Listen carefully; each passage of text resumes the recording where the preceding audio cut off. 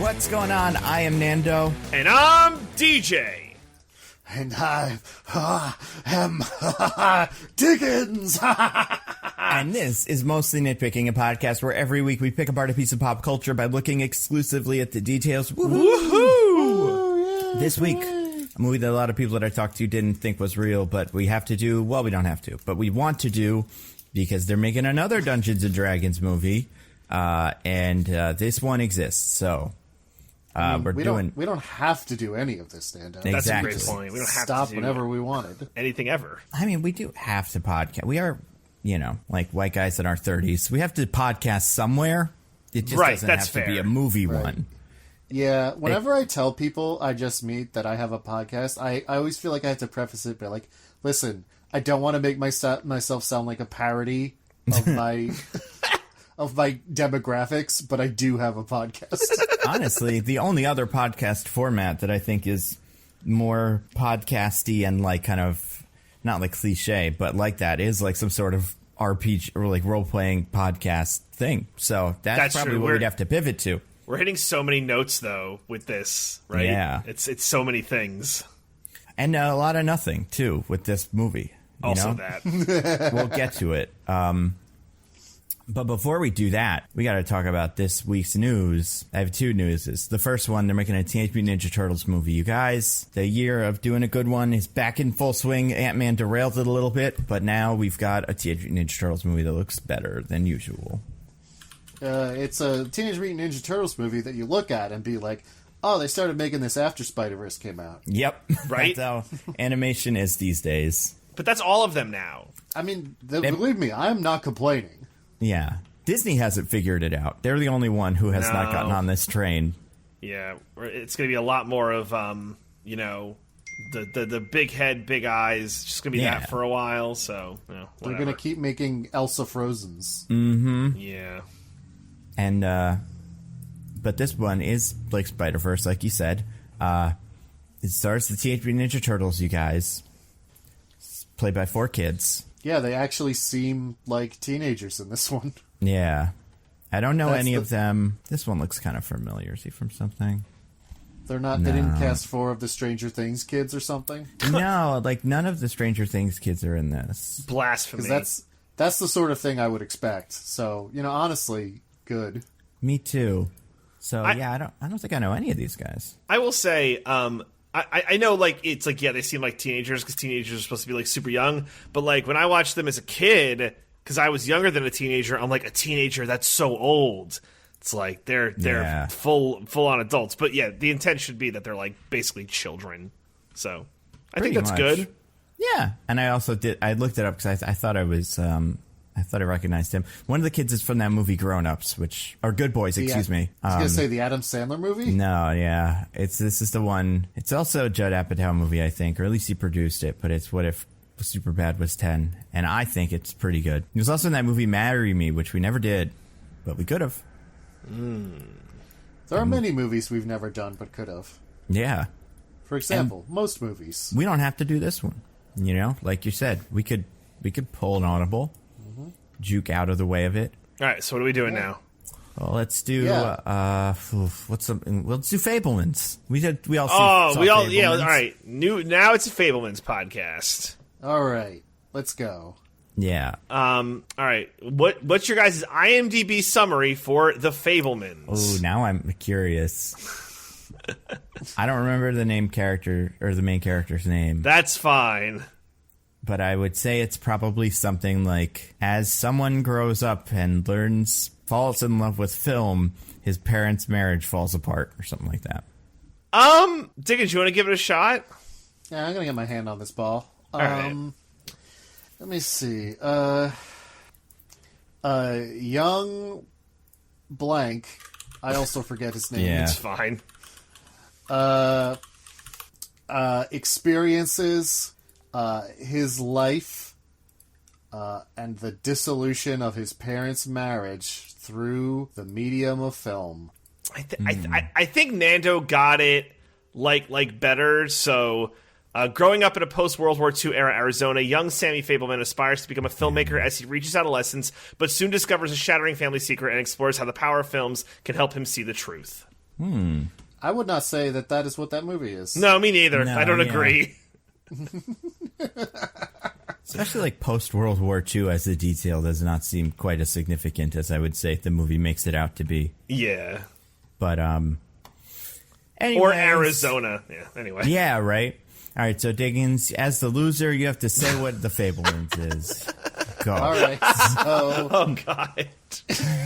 I will stop you before. I don't want to spoil Fablemans. Like all great movies, The Fablemans opens with a train that's heading right for the audience. It makes you think, oh no, the train is going to hit all the people in the theater.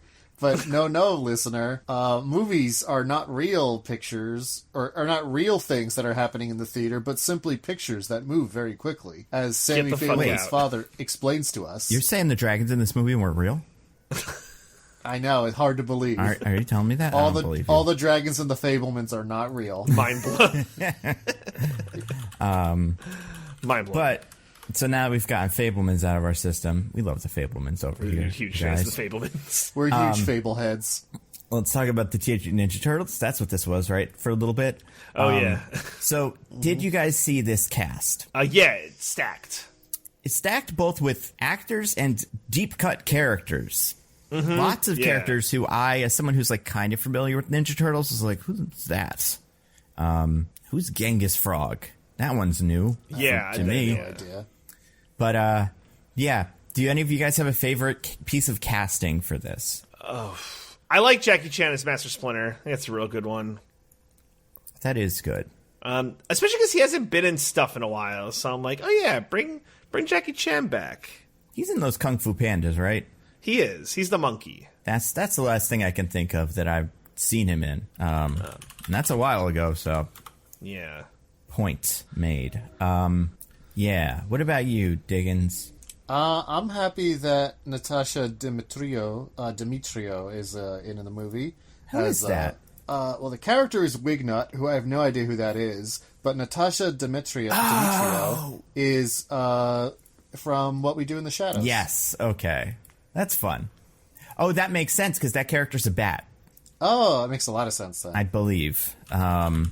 Also, John Cena as Rocksteady. Also great. Interesting. Yeah. I think I was just gonna say I think John Cena is getting into the like great tier of actors where it's like if he's in your thing, it's like I think he'll do a really good job. I think that's I think he's getting there. Yeah, I think that's fair. Mm-hmm. I think we're all the most excited though for Megan Fox as April O'Neil. I would love that. I think. I mean, those movies didn't do her any favors, but I'm most excited for Arrow's Stephen Amell as Casey Jones, the one with the hockey sticks and stuff. He was in that. He wanted to be a cop by doing hockey sticks in like vigilante hockey stick stuff. For some reason, that was his road to being a cop. Oh, good. In that second one, yeah. Who else is in this? I don't know. You got Ice Cube, Post Malone, Hannibal Buress. And then not my favorite, but you got Giancarlo Esposito as Baxter Stockman. You guys remember Baxter Stockman? He's like a pretty significant character. Kind of. Yeah. I saw it when I saw the picture. I'm like, yeah. I kind of know who this person is. Yeah, he's like a big fly man. He's like Jeff Goldblum the Fly, but he's their mad scientist of the Teenage Mutant Ninja Turtle verse. He's pretty fun. He was played by Tyler Perry, I believe, in the live action ones, which I didn't hate. Oh. I'm curious about Rose Byrne as Leatherhead. If I remember correctly, that character is a guy. But I could be wrong about that. No, I think it is supposed to be male. Well, damn, it seems like the wokes have come for Teenage Mutant Ninja Turtles. Oh my god, they did go woke. So they're going to go broke. Shoot. Taking all of our favorite big alligator men and making them alligator women. Yeah. My favorite thing about the Ninja Turtles, and I hope they get into this in the movie is called Mutant Mayhem. And that's why like all the mutant villains are in here. So like no Shredder, no Krang, at least not that we've seen cast. I like that they're all mutant animals, but they're not all the same thing. Some of them are aliens, some of them are kind of magic, some of them were mutated, some of them ate the ooze. Like it's all different. Like for instance, Leatherhead. I'm looking at their IMDb or not IMDb, their wiki page, was an alligator that got flushed down the sewers.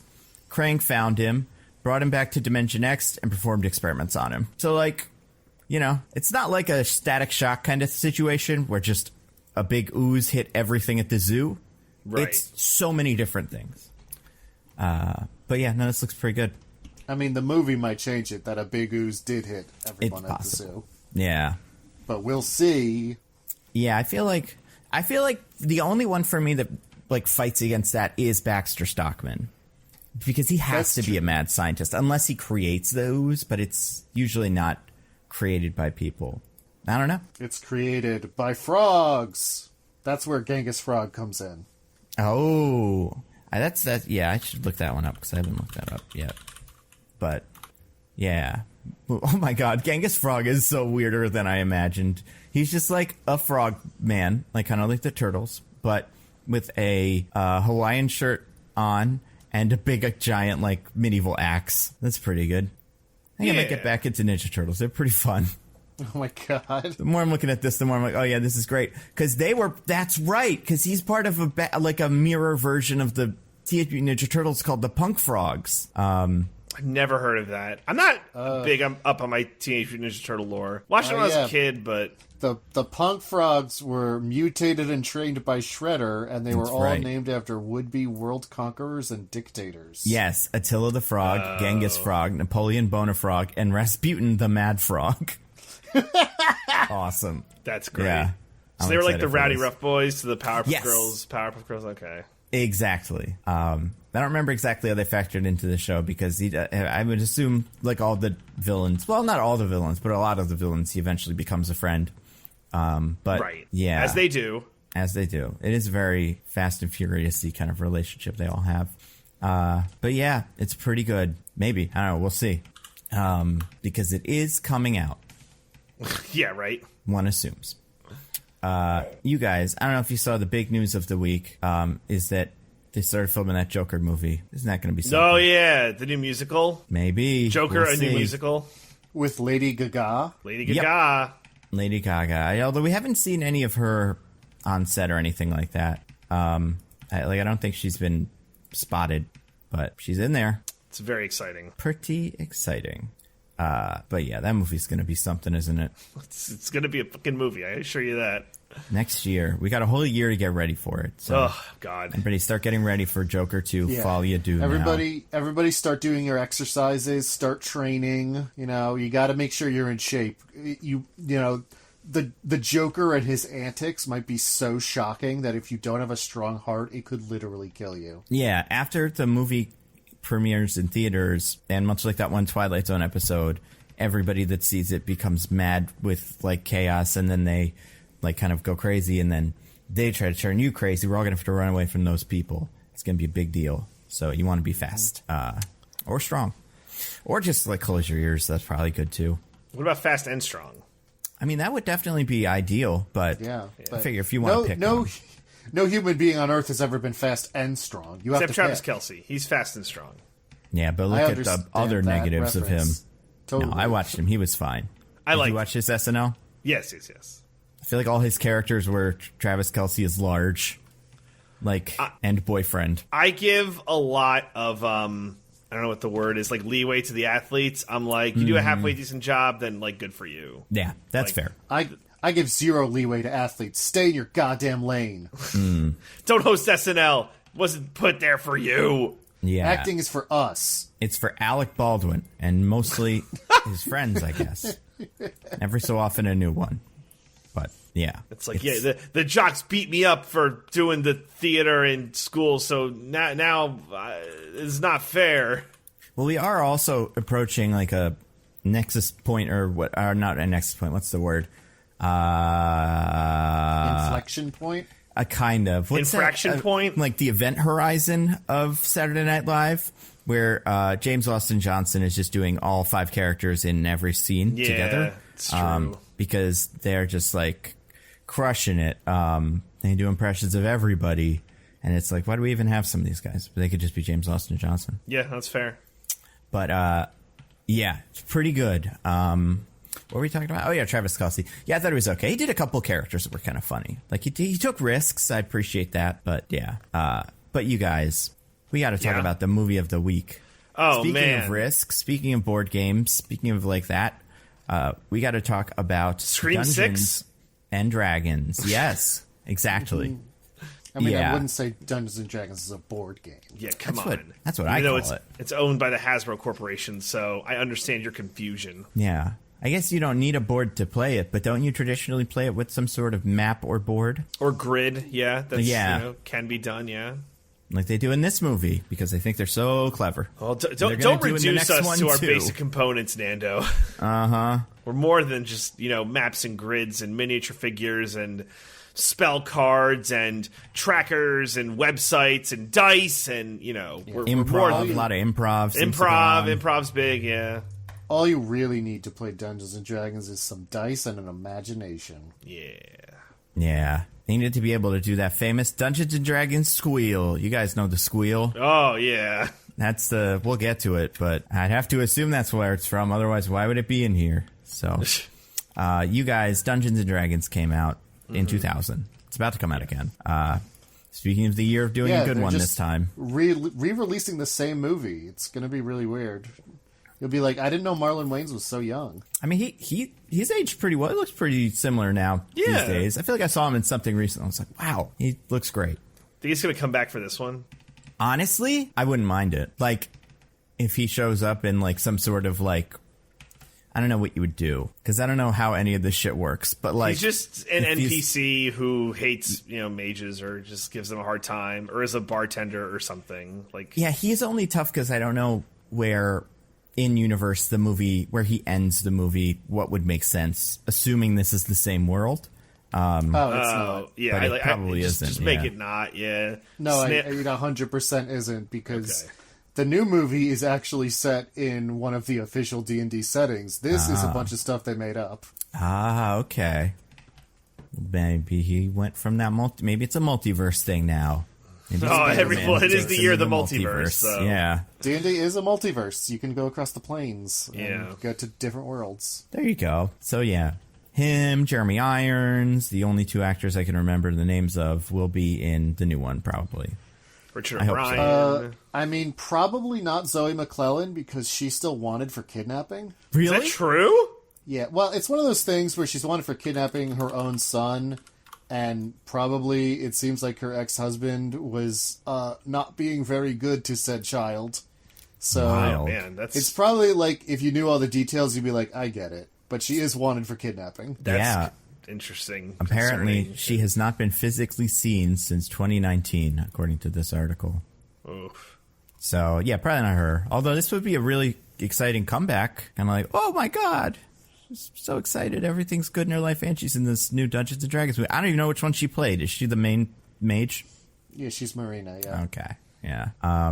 But speaking of mages, you guys, we got to talk about the movie. Yeah. DJ, you're in charge. I am in charge. I'm the man in charge. Okay, so I have an IMDb summary. And you guys can be like, where did you get the IMDb summary? Well, it's funny you should ask, guys. So what happens is that there are these two rods, and they each control a different type of dragon. And these Are they dragons... rods of lordly might? Yes, let's go with that. And you wouldn't believe it, but these dragons are actually incredibly intelligent, and they write the IMDb summary.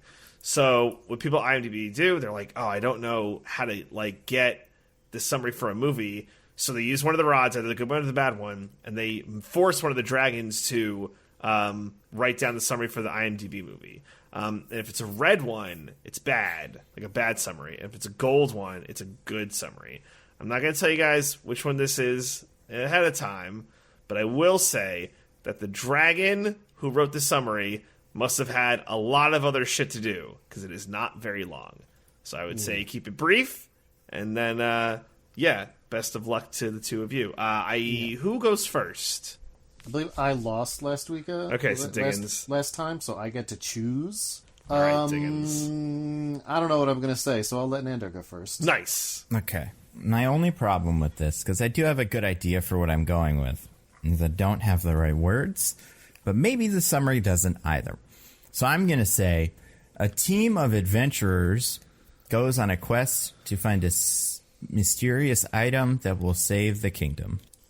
All right. Okay. Diggins. I'm going to go with a band of adventurers. God damn it. Must find a legendary artifact before an evil mage takes over the Empire of Izmer. All right. Well, you both are as wrong as you possibly could have been. Wow. Wow. So let me say this, and this is very rare, but I'm going to do this because I'm going to use a time spell to bring us back in time. Wow. Oh my God. All right, I guys. have a different idea for this now? So you guys are going to give me the IMDb summary, and I'm going to tell you that this was written by a bad dragon. So a bad dragon wrote this summary. So Gotcha. that's what I'm going to tell you, and then you each give me your summary. So I'm Diggins, still going first, right? Or, yep, that's how time travel works. I mean, I guess it's up to you, Diggins, because you choose. Do you want me to go first or second? I'm going to go first this time. Nice. Okay. Two thieves get mixed up in big trouble and go on the adventure of a lifetime. Okay. Okay, Nando? I'm actually kind of excited for this because I've Okay. seen these kind of summaries every so often, but I don't think we've ever come up against one of movie based off of the game Dungeons and Dragons. No, you're both wrong. So now we must move to the tiebreaker. All right, guys. There is a subheading on the poster for Dungeons and Dragons. It's Dungeons and Dragons. And there's a little subheading. You're going to give you guys 3 guesses to guess the subheading. So it is I would say It's a subheading like Honor Among Thieves, the new one is? No. It's like a little like kitschy. It's not part of the title. Like it's a tagline? Yeah, a tagline. It's a phrase. I'm not gonna tell you how many words. Maybe if you guys just like cannot get there, but it's a little short phrase. Gotcha. Diggins, you decide who goes first. I'm going first because I have an idea. Okay. Based on the world's greatest fantasy role-playing game. Nope. Nando. I'm going to say Honor Among Thieves. It's I gotta like go that. somewhere. I know. Diggins. The adventure of a lifetime. All right, Nando. If you're gonna get this, I'm gonna give you guys a hint because I gotta Okay. point you in the right direction. So I know this isn't from this, but I know this is like a phrase. Here be dragons. Okay. No. All right. It's 4 words.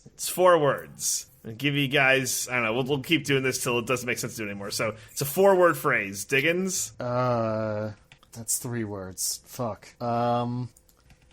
Get your character sheets.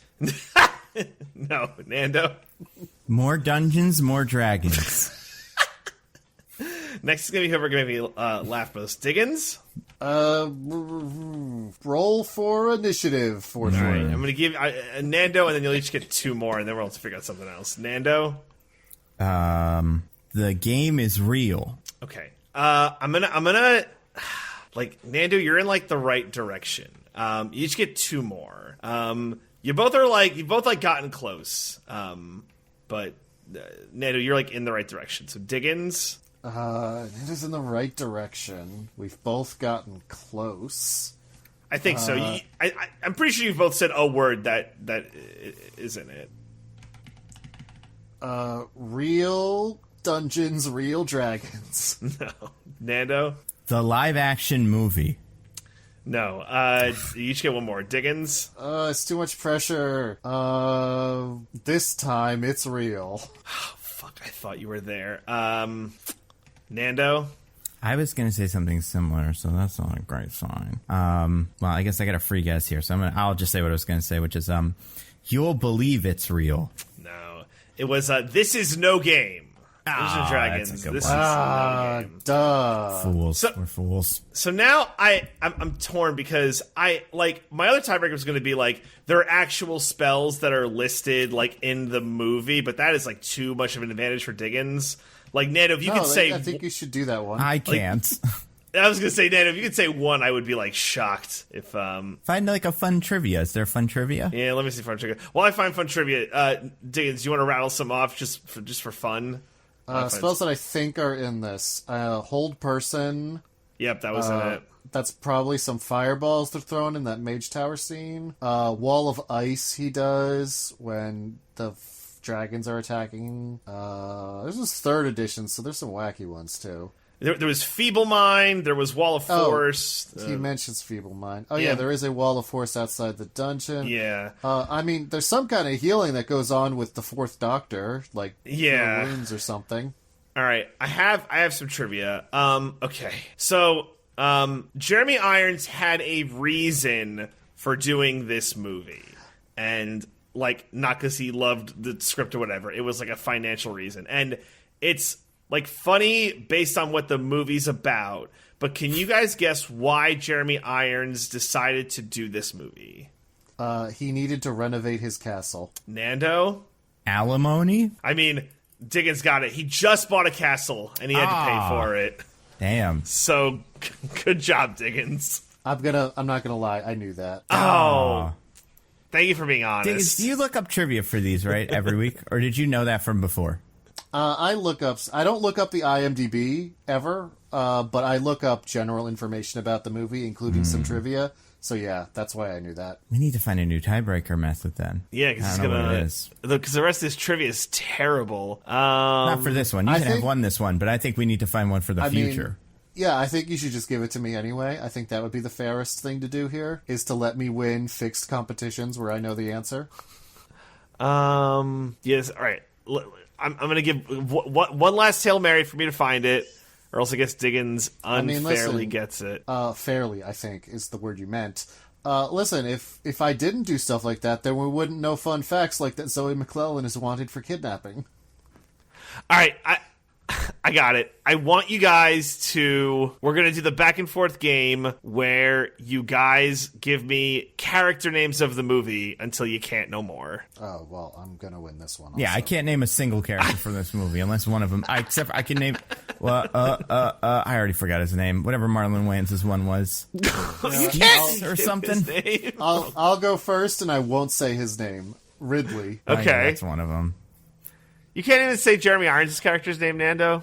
It's like... it's just some bullshit. It's like Doromir or something, right? No. The funny thing is, right before we started, I told Nando all the character names. I know. Yeah. Well, I'm not going to look at the paper. I'm not going to cheat, Diggins. I'm not you. I'm a man of honor. I wasn't looking at the paper. I just remembered them. No, I know. I just mean like you cheat other times, obviously. All right, I can't. Yeah, I can't remember. I honestly don't even remember what it's like. It's something with an S. It's Profion, so no. No. Sorry, I was thinking Marlon Wayans. This guy. He was talking about Snails. Snails. Yeah. There you go. It's such a dumb name, but yeah, Profion. Is that a real guy for Dungeons and Dragons? No, I mean, like these guys are real. Yeah. Okay. There's literally a single thing in this entire movie that even kind of is intellectual property from D&D. Is it the idea that it's boring? Because this movie has that, and I've heard such things about Dungeons and Dragons. Hey. Uh-huh. Hey, you can't go around slandering my livelihood. You co-host a podcast with two people who are very into D&D, and you've played D&D. I have not played D&D. I thought you nobody's had. Perfect. Nando's never played D&D. I have not. I've been in a room with you guys playing D&D. I thought you did something with streamers or something. We were gonna, but we didn't end up doing it. Ah, damn. Okay. So I'm still pure. I don't know. How much money do our listeners have to give to charity for you guys to agree to do a one shot with me? I mean, more than usual. I would love that. Would actually be fun content if we did. It could be like mostly nitpicking and friends one shot. Like that could be fun. Like I said, that's the only podcast left if we stop doing movies. Is D&D one. Mm-hmm. So yeah, this will be our backdoor pilot. Yeah. Oh, I like that. All right, so Diggins wins because I guess by default I can name a single character from this movie. Yeah, listen, me naming characters from the movie has nothing to do with my research. I just remember information I'm given an hour ago. Yeah, that's the problem. I watch these movies more than 20 minutes before the podcast starts. So it doesn't help that all the character names in this are bullshit. So, and the characters are bad. I mean, Marina's a real name. No, I mean, like, it's like you don't go back and go like, oh man, remember Marina from that Dungeons and Dragons movie? She was cool. I remember her and like her. You mean Marina of Pretensa? Yeah, exactly. Is that what her name is? Yeah. Oh, okay. Yeah, I didn't know. You could have made one up. I would have believed you. I could have, but I didn't. Because, yeah, this movie really, like, much like many of the actors' faces and stuff, just went right out my brain having finished Well, that's unfortunate, Nando, because as our loser, you got to tell us what happens in this movie. But wait, I have to read the IMDb summary. Well, where's the real one? Oh, yeah. What the heck could it have been? All right, ready? Well, see, you guys made a crucial mistake, is that you were trying to talk about the main characters in the summary, and that was a huge mistake. So the summary is, Profion, a tyrant, attempts to overthrow a peaceful kingdom ruled by a tough empress. Huh. I mean, I mentioned an evil mage, so... but, like, it wasn't the intent, like, and... I don't know. Maybe my heart was with you, and that's why I gave it to you. But this might be the most inaccurate one ever. No. We've had some really bad one. Like the Doctor Strange one is really bad. That's true. Like we've had some straight up incorrect ones. Like that's not what the movie is about, but that does happen in the movie. I mean, I don't think she's a tough empress. I think she's a pretty tame empress. That's fair. She gives that speech, and then when she actually does try to do a coup in this movie, the like rightful council government. Yeah. She like tries to overthrow with her dragons. That's fair. Which is kind of wild. Yeah. Could have been cool. But anyway, yeah, Nando. Yeah. It's all on you, Nando. Yo, all right. So here we go. Okay. So like we said, the Propion, he's got a big stick, and the dragons don't like it, but it doesn't work, so he's upset about that. He's Jeremy Irons' guy. He's some sort of wizard or king or something. It's unclear. He's also evil. That's clear. He has a guy who's his dude. He's bald. He's also some sort of enforcer guy. And he's like, I know because I saw the movie what he needs, but I don't know how much at the beginning of the movie I remember that he needs that. But he needs a different stick that's red instead of green or something. Gold. Yeah, exactly. So he gets that. Or, well, no. I mean, he does eventually, but kind of. But, so he's like, I need that. Go get it for me, bald guy with the makeup on. And then that guy goes, and so at the same time, the fucking blandest guy in the Hall of the Land and his sidekick, Marlon Wayans, are like thieves, but like the kind of thieves in this where you're like, I'm a thief, I'm gonna go do some thief stuff, and everybody in the village just like, oh, have fun. But like he's like it's weird. And like the thieves it's a job you could have in this universe, which I've never understood, but sure. He goes to steal from the Magical Academy because they have lots of cool stuff. It doesn't seem like something that can be done, because Marlon Wayans' guy is like, that's really hard. And he's like, I don't really care.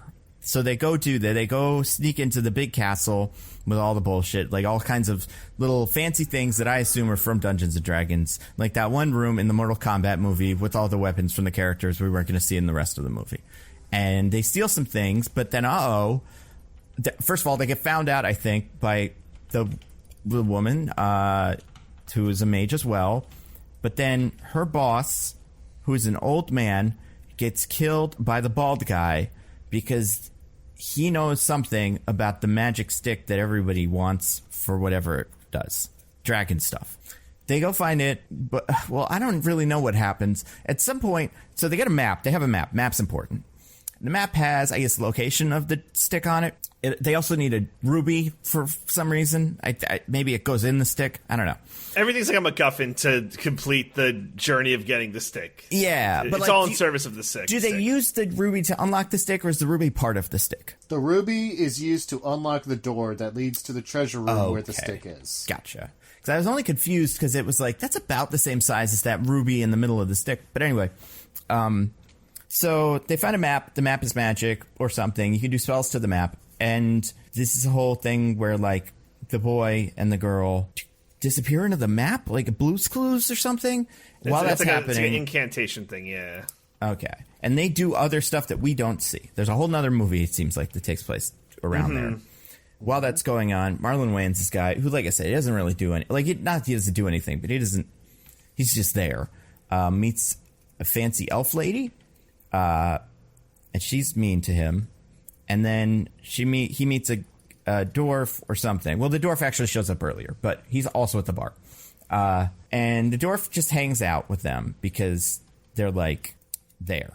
We need to round out the party with all of the races and all of the classes. Right, and I figure, like, he thought he was getting paid or something. There's some reason he did this, right? Or was it just because those people were going... It's very flimsy. It's very honestly, flimsy. The most D&D part of this movie is that one of the characters, just, like, shows up in the middle of one thing and is like, I guess I hang out with you guys now. Yep. Yeah. Because that player didn't really feel like coming up with a big backstory or anything. So that guy is part of it now. The elf is not yet, but she will be. The guys return from the map with information that they need to get this ruby. I assume that's where this comes from. And and then the dwarf guy is there, and they all go to a little club. It's like a little cantina kind of area where all the thieves live. And in this club, I don't know what the fuck this is supposed to be. Little Indiana Jones maze that has the ruby at the center of it. For some reason, no one can get it, even though they can all watch you do the maze. The maze doesn't seem to be magic. It seems like it's mostly a mechanical thing, but whatever. The boy does the maze and manages to get the gem by being clever. The bald guy with the makeup comes back on and tries to kill the boy and steal the map or the gem. I don't know if he even knows the boy has the gem, but he wants the map. Well, he probably wants both. There's a big fight. Then they go to do the end of the... They're really kicking in the end of the movie here. So they meet the elf lady. She's back, and she has, like, some dudes, but I don't know where they go. Right? She's got, like, a whole team of guys. Or is it just her? No, she's got, like... It's the Royal Army. She does got guys, and you are right that they just disappear. Okay, yeah. I was confused about that. So at this point, we're also doing little Star Wars, kind of like Princess Amidala is giving little speeches about how we shouldn't do capitalism or coup or whatever. And he's like, and then Jeremy Irons is like, guys, we should do a coup though, right? And everybody's like, I guess, whatever. I'm in charge, maybe. It's unclear. One of them isn't the king of this. I don't know which one it is. But the other one wants to kill the other one, and Jeremy Irons is the bad one. Now, they both, we will learn the little Queen Amidala has a bunch of dragons, or can find them, because then, while kind of the end stuff is going on, she storms the Capitol and does her little insurrection with the dragons, and Jeremy Irons and them shoot little fires at the dragons, and they have like guns and stuff. Well, not guns, but like crossbows or whatever.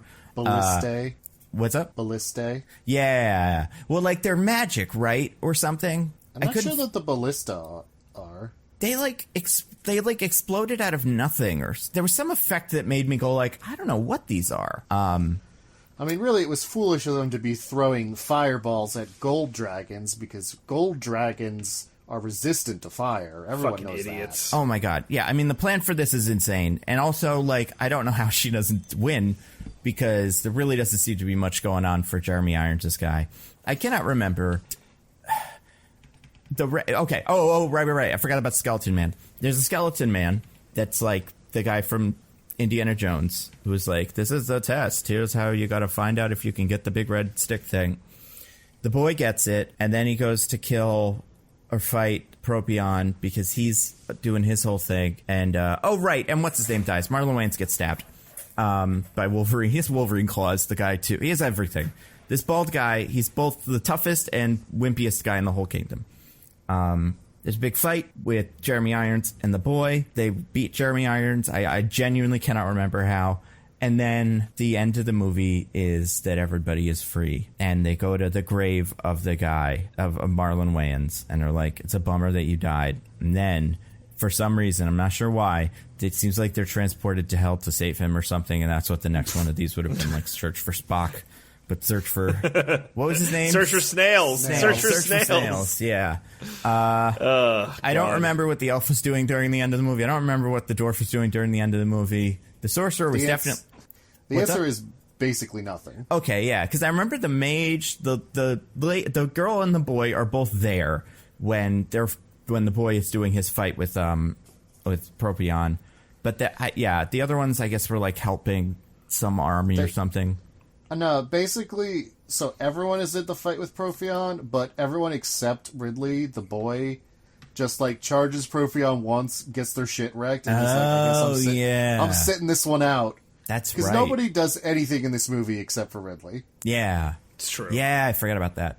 I'm pretty sure that's everything, but I wouldn't be surprised if there's a whole big point I missed. I do think you need the red thing to kill the dragons or tame them. That's what's his name's whole deal in the beginning. He like tries to do it, it doesn't work, and then they're like, yeah, you need the red one instead. Well, the red staff controls red dragons. He was trying to replicate the Empress's staff, which controls gold dragons. Oh, so his was from? Did he made his? I think he made that to be like, let me see if I can make the same power the Empress has. And the answer is no, he couldn't. Yeah, so he's like, fuck it, let's go get the thing that controls red dragons. That makes sense. They look the same to me. I didn't know there were two different colors of dragons. I just thought they were badly textured in both shots differently or whatever. No, gold dragons are metallic dragons who are usually good aligned, and red dragons are chromatic dragons, which are usually evil aligned. Huh. Yeah, it's a whole thing. So he would have they would have liked him because he's evil. I mean, they probably would have had their own stuff going on, right, and not really care about his stuff. But in general temperament, they would have been similar. Interesting. Could he have just made a deal with them? I mean, if this were real Dungeons and Dragons, yeah, dragons are intelligent beings who you can like talk to and stuff. These ones, they seem to just be in this movie. They seem to just be monsters. So I don't know if he could have here. Yeah, he should have tried that. Because, yeah, you're right. They are monsters. They're just big old dragons. Yeah, that's all I got. I think you crushed it. That's really a lot of stuff as well as I happens could in have. a row. Yeah, there's no themes. There's no growth. You missed the whole sequence where Marina, the mage, gets kidnapped and Ridley and Snails have to go save her, and that's where Snails dies. Oh, I was wondering where she dies. She gets kidnapped by the bald guy? Yeah. Okay. Yeah, I kind of remember that. I mean, that must happen after Thieves Guild stuff. Yeah, it's the end of Thieves Guild stuff when the bald guy busts in and is like, "Give me the stuff." Right. And they're like, "No." And then there's a big fight, and he kidnaps Marina in the middle of that. Yeah, I forgot about that. That part was dumb. Anyway, that's the movie. I don't want to say how it is because Diggins is the winner. You get the honor of saying first how you thought of the movie or whether you liked it or not. Yeah, unfortunately, I mean, it's really difficult to tell how you felt about the movie based on your summary. So yeah, I'll definitely be the first one saying how they feel about the movie. This movie is bad. No, what I want to say is it's strange to me that this is a movie based on a property where the whole idea is that multiple people are like banding together and like going on a quest or whatever. I mean, obviously D&D can be a lot of different things, but that's like the popular consciousness basic idea of it, right? And in this movie, nobody does anything except the main character, like at all. Yeah. Like, even a little bit, you could easily remove basically every character from the movie except for him. And I don't think very much changes. I think that's you right. just have Profion, the Empress, and him.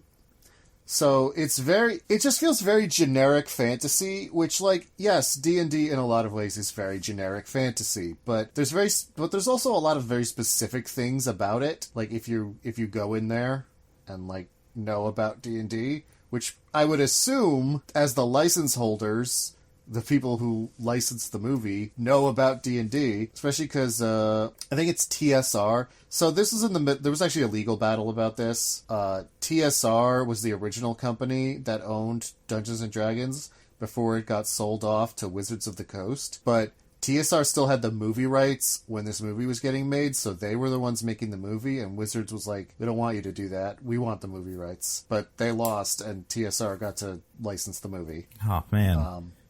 So that's part of why it's kind of weird. But you'd think they also had like weird demands, like they forced them to use this old script that they had approved a while ago. So it's not like they were cut out from the creative process or anything. So you'd think this movie would be more about D&D than it is. There's very little of the actual game in here, either like the world or anything. Like there's a couple passing mentions of some spells, and dwarves and elves exist, and that's about it.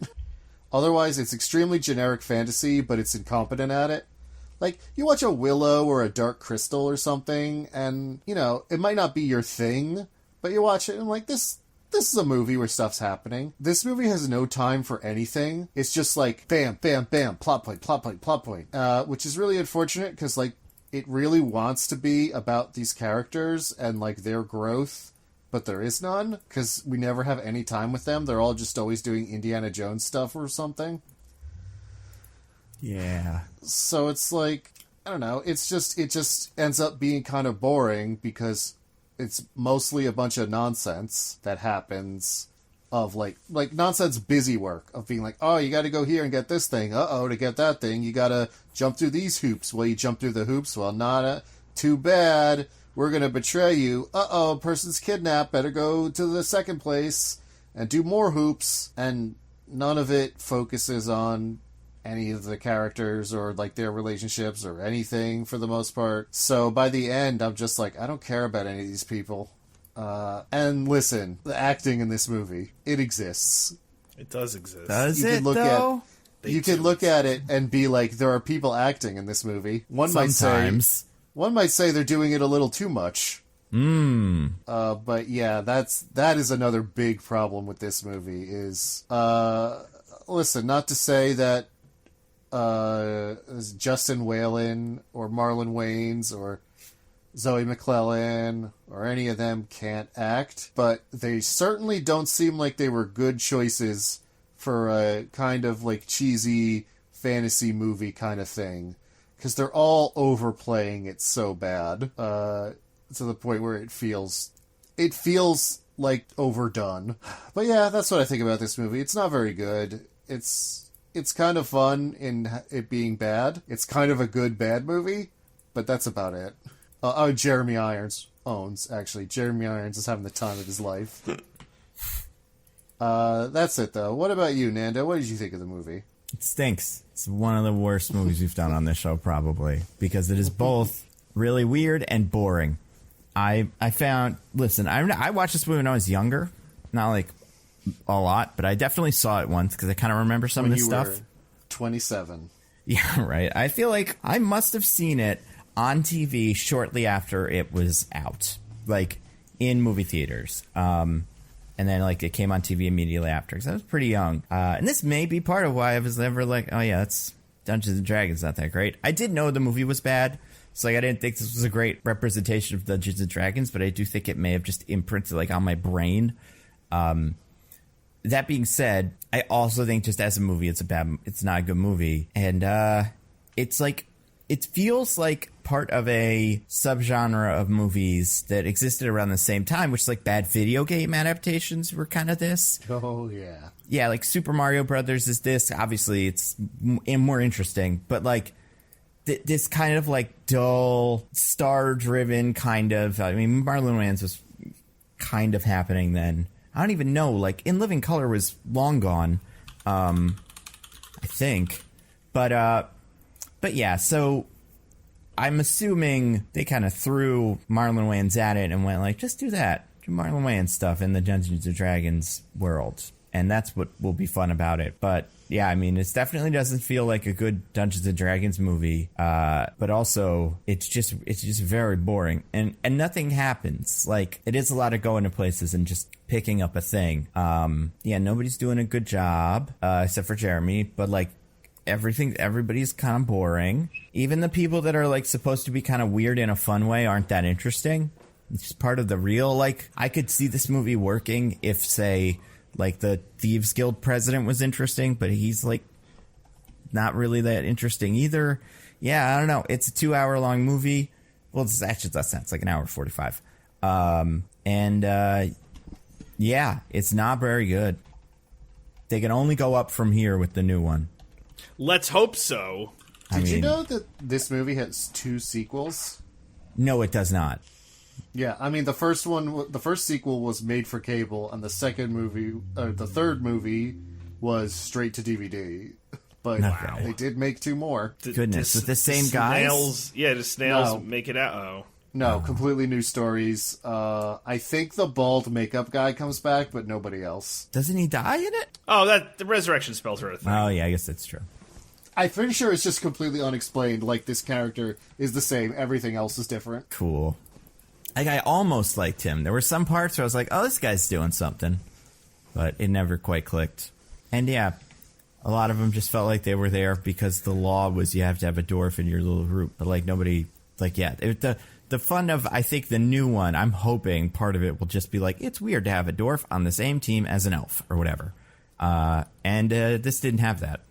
It was just, these people are all kind of annoying and they're in the same room. The dwarf makes a few fantasy racist remarks. Yeah. Yeah, and like, I mean, I don't know. I feel like maybe through Lord of the Rings, I've like gotten a little bit of that dwarfs and elves don't like each other and stuff, as like one of my main racisms in the fantasy genre. But besides that, I do not understand the rest of it. Yeah. DJ, what did you think of this movie? I think you guys nailed most of it. So I first watched this movie when I was, I want to say like 11 or 12, because that's around when I started playing D&D, and me and my friends who were on the campaign together were like, oh, there's a D&D movie we should watch. So like we watched it and we're like, that was terrible. And I was trying to like, was my child brain, like I knew it was gonna be bad, but I'm like, is there some kind of charming quality that couldn't have been appreciated by my child brain? And no, it's bad. Like it's just bad. I think the crime is that like it's almost like it could be like this silly dumb B movie where it's like, oh, the acting's all over the top, where Jeremy Irons is just laughing and the main character's just like, no! But it's like it's not. It like drags. It is so boring. The last 20 minutes where it's just like a really bad PlayStation 2 CGI dragon fight is like unintelligible.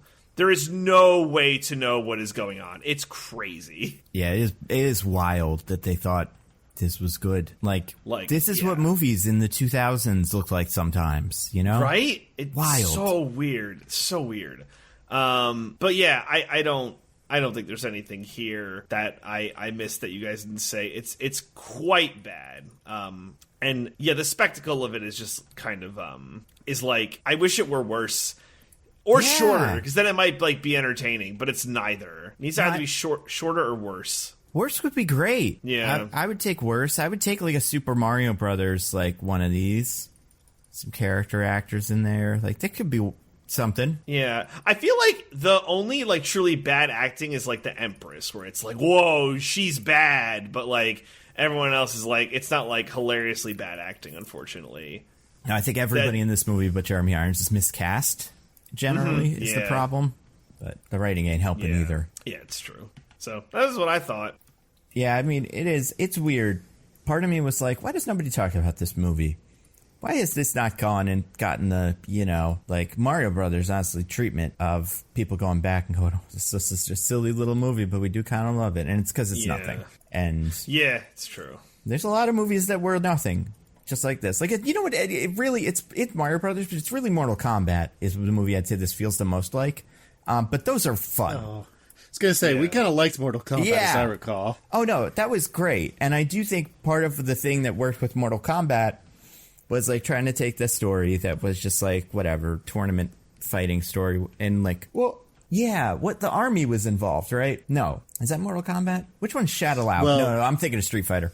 But, I mean, I'm thinking of Mortal Kombat as well.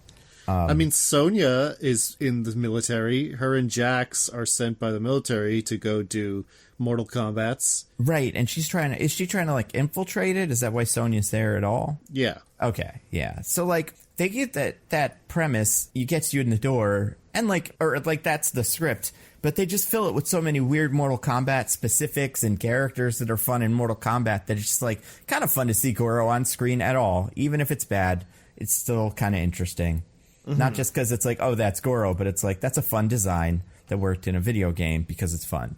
But yeah, with this, it's just like nothing. Doesn't seem like, at least, that's fun about Dungeons & Dragons came through. Although I am curious, Dungeons & Dragons people, like, how much of that can be from... Because, like, it's so... Like, are there characters that these guys could have been? I mean, yeah, they're vaguely... Like, there's not, like, characters that these could have been. Yeah. In the sense of, like, pre-established characters.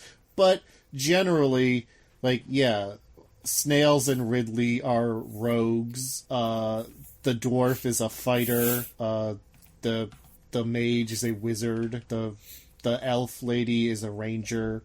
Like, there are character classes that they are, or that they seem to be. I think more what would be, and I'm hoping what the new movie does, is you put more, like, elements of the game that are, like, recognizable, so it's like, oh yeah, that thing, where it's like, oh, like the bugbear, or like the druid, like, turning into, like, animals, like, stuff like that. Like, the chest with the mouth that eats you. Yeah, that's the mimic. Dungeons & Dragons thing, right? Yeah. Did you mean bugbear, DJ? Owlbear? Those are two very different things. I meant owlbear. My bad. I think it's an owlbear in the movie. It is an owlbear. It's definitely an owlbear in the movie, because a bugbear is just like a big hairy goblin. Yeah, I meant owlbear. I remember owlbear because there's a lot of discourse about how that character shouldn't be able to do that or something based on the rules. She was like level 20, maybe. No, she couldn't do it at all because owlbear is a monstrosity. There we go. Druids can only be shaped into beasts, so she could never do it unless she was using a true polymorph spell. That's the only way she could actually do it. I love it. I love it so much. We're gonna have so much of this when the new D&D movie comes out. Yeah. Well, and that's the thing. Like, that stuff is just interesting. You know? Yeah. It's something. There's another 9th level spell that can do it. Although, I don't know why you would waste that on an owlbear. At that point, you could turn into a friggin' dragon or whatever. Yeah.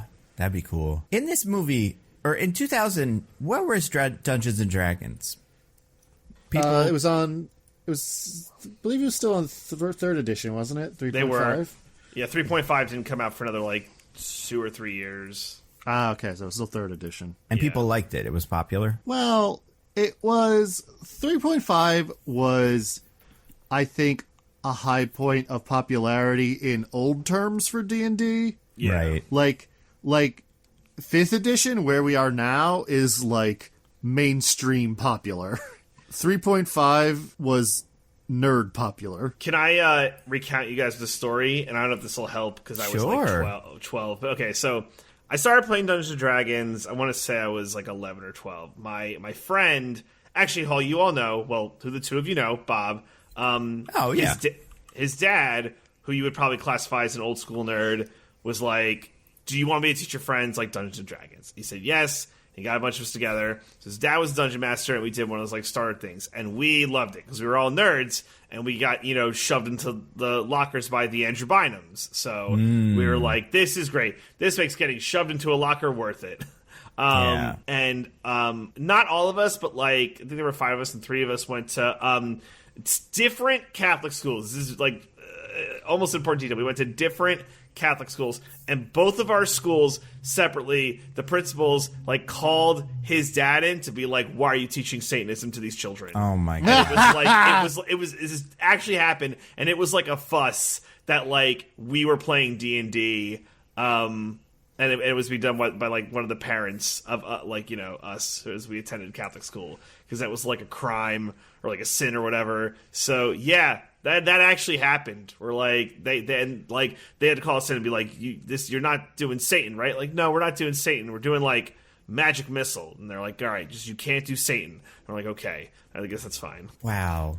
I didn't know that lasted into the 2000s. I thought that was man, late 80s, early 90s phenomenon. That's insane. I mean, very similar thing happened with Harry Potter. By the time the 3rd book rolled around, I was like 8th grade, so like 2002, 2003. And like as everyone was reading it, they're like, "You're all not doing Satan, right?" We're like, "No, we're doing anti-trans stuff," and they're like, "Great, keep it up." So and they're like, "Actually, we love that." Yeah, Florida, you're the new king of Florida now. But yeah, those are like the 2 big stinks of outside media was Dungeons and Dragons and Harry Potter. So yeah, that is, I do like. I kind of am familiar with the satanic panic element of it through stuff like Stranger Things. But in the 80s! Not in the 2000s! Yes, exactly. That's so weird. There was actual stuff in the 2000s to get angry about. Yeah, right? That was just happening.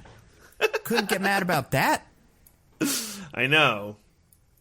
I mean, it was the George Bush years. We had no end of things to be mad about. Exactly.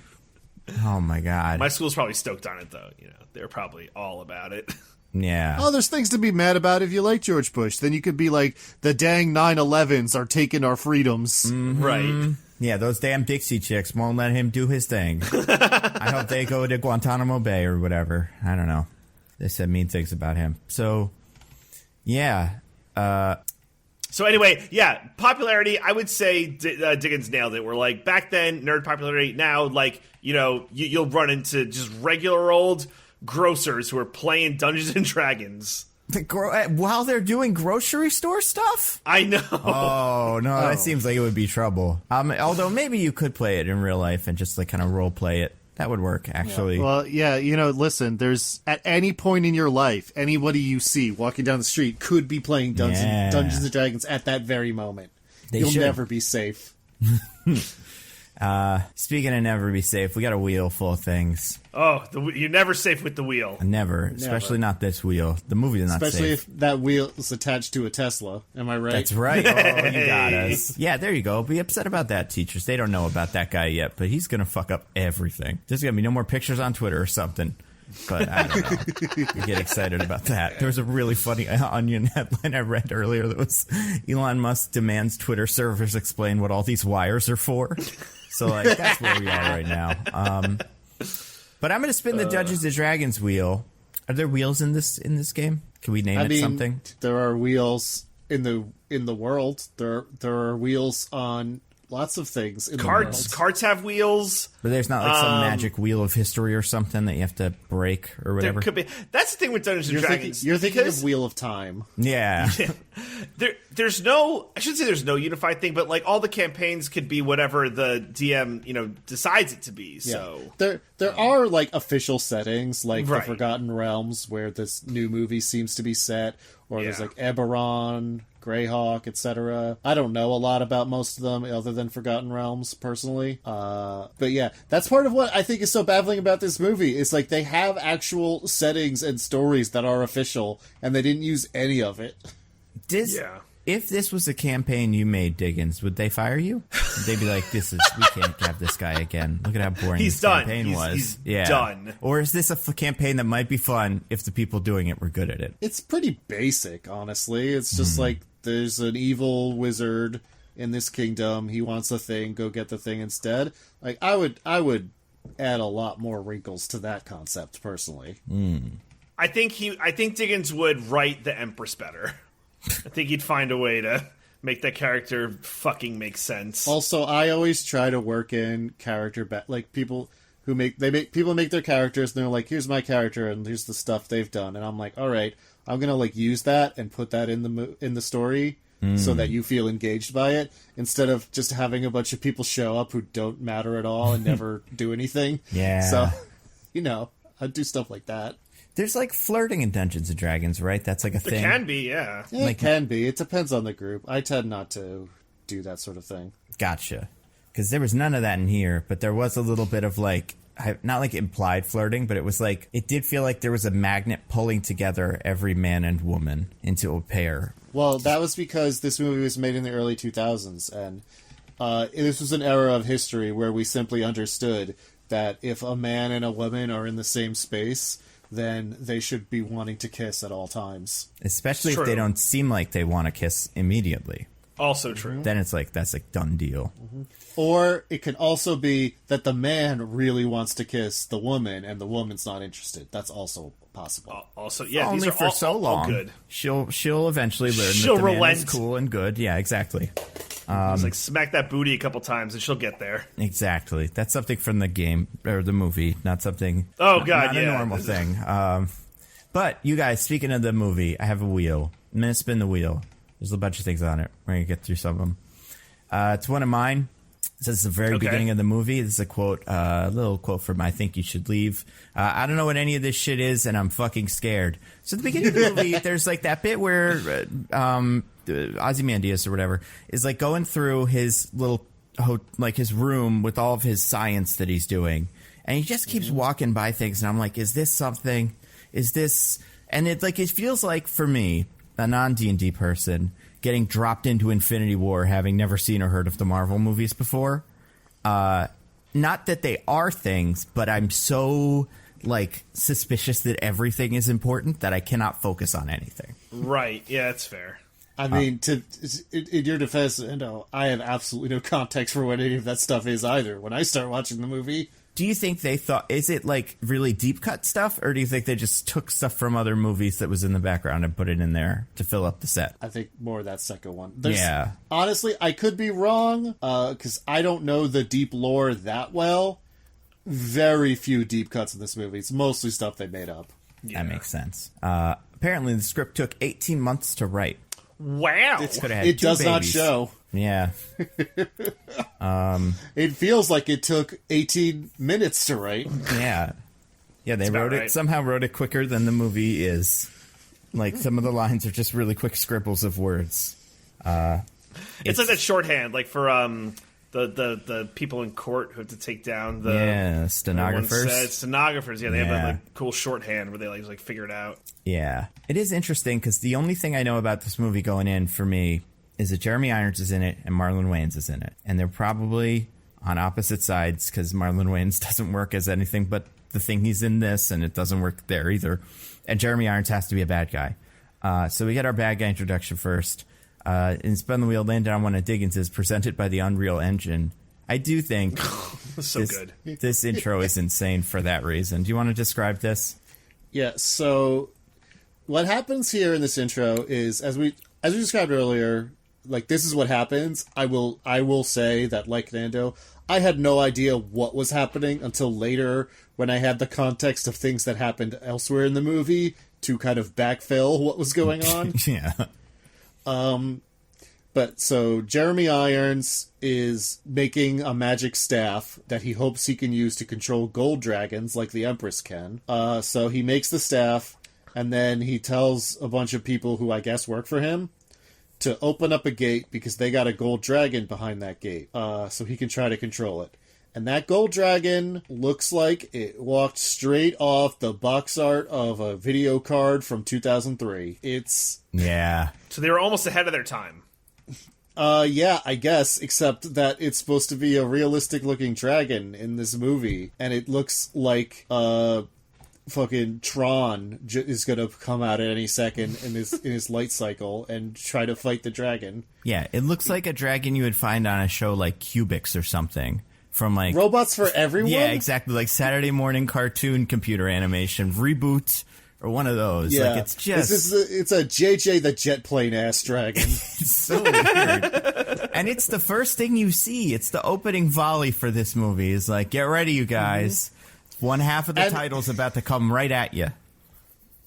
And like even like that doesn't work. They close the gate on the dragon. That kills the dragon. This is a weak ass dragon. Very sad. And then the dragon starts bleeding, and even the blood is like it kind of like glitchily like just boop. There's blood. Boop. It doesn't flow like liquid. Mm-hmm. It sort of just like pops up in weird ways. It's hard to describe, but it does not even. The way the blood appears does not look remotely natural. Yeah, I thought it was magic, but it's not. It's just bad CGI, huh? Yeah, besides the fact that it's plasticky, terrible-looking CGI, it also just doesn't flow. Interesting. Yeah, it's really weird. Yeah, the movie demonstrates for us right there that there's going to be a big problem anytime they try to do something cool. And the crazy thing is, this movie also has some really impressive-looking practical effects in it. It does? Okay, listen. I think some of the makeup on, like, the guys who are supposed to be not human, like the weird three-eye dude.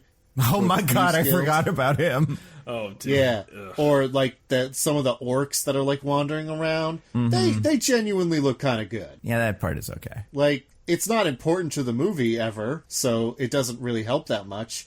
But yeah, they got some people walking in the background where I'm like, that looks pretty good. But all the stuff that is important is CGI. That's very bad.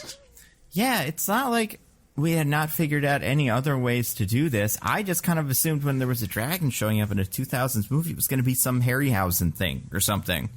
Like we get claymation or whatever. Because that's how they did it 20 years ago. Like 20 years prior to that movie coming out. Just like that episode of Poker Face. Exactly. And it would look cool. I'd like that. I mean, it'd be harder to do, I guess, but yeah. Oh my God. I feel like that would have been appropriate too, because it would have been like throwback to old adventure movies and stuff. Yeah. And I feel like that feels like the sort, like D&D is originally from like the 70s. That would have felt like a fun throwback to that era that would have been appropriate. And like one of my problems with the dragons in this, besides all of them, is that there's no detail on them. They're all like bubbly, flat kind of surfaces, and they look tiny. And yeah, the Harryhausen stuff, at least as I remember it, does have a lot of like texture and stuff that makes it look interesting. I'm gonna go back and check though. I might be way off. No, yeah, there's like stuff here in Clash of the Titans, and I'm like, that looks kind of cool. But yeah, if you don't believe us, or not like don't believe, I'm sure you believe us. Go Google Dungeons and Dragons 2000 Dragon. That won't work. I don't know. I'm sure you can find a picture. It's like Dungeons and Dragons 2000 opening scene. Yeah. Let's see if we can find it. But yeah, I would recommend it because it's insane. But you guys, I spun the wheel again. Landed on one of mine. One of our whitest guys. So we, the white guys, got together and we elected a couple of white guys in the 90s to be the white guys. Brendan Fraser was probably the best we did. The Rocketeer was right in the middle. And this guy is maybe the worst. He is so generic. I could not, for the life of me, figure out what we were supposed to think his deal was besides his haircut. Like, and it's besides his walking into the 10-cent barber and saying, "Give me the Leonardo DiCaprio from Titanic." Honestly, yeah, baby. Like, yeah, was there like a store with these guys? Like, and he really does look like he's going for Brendan Fraser. I would say that's like probably what, but he's not Brendan Fraser. He doesn't have it. Not that the actor's bad, but in this role it doesn't work. Because you don't got the juice. Yeah, he's just not cool. Like, he's just kind of a jerk, but that's not. You need a little bit more of something else. And it doesn't He's help. trying. Sorry. Go ahead, Nando. I was just gonna say doesn't help that everybody around him is also terribly written and like the weirdest character ever. But yeah, he's trying so hard too. Like there's so many points where it's like, I think my acting will be just like this, like really shouting and going like like when, spoiler alert, when Snail dies, and he's just like, no! It's like, oh, he dug deep for that. He's like, I'm gonna act so good. You're not gonna believe how much I'm gonna act right now. A snail dies in this movie? I said snails. You said snail singular. Eagle-eyed listeners can go listen and figure it out. But either way, their eagle eyes won't help. But they'll it's an important detail to remember. They could find it on the waveform if they use those. I don't know. But right. Yeah, this guy, man, he just was one of those guys, one of our 90s white guys. May have been the last of them too. I'm trying to remember one that like obviously Brendan Fraser stuck around a little bit, but like we moved on to Hemsworthy type guys and left these guys behind. I feel like Chris Pine is kind of a throwback to these guys. I think so too. Yeah, that makes sense.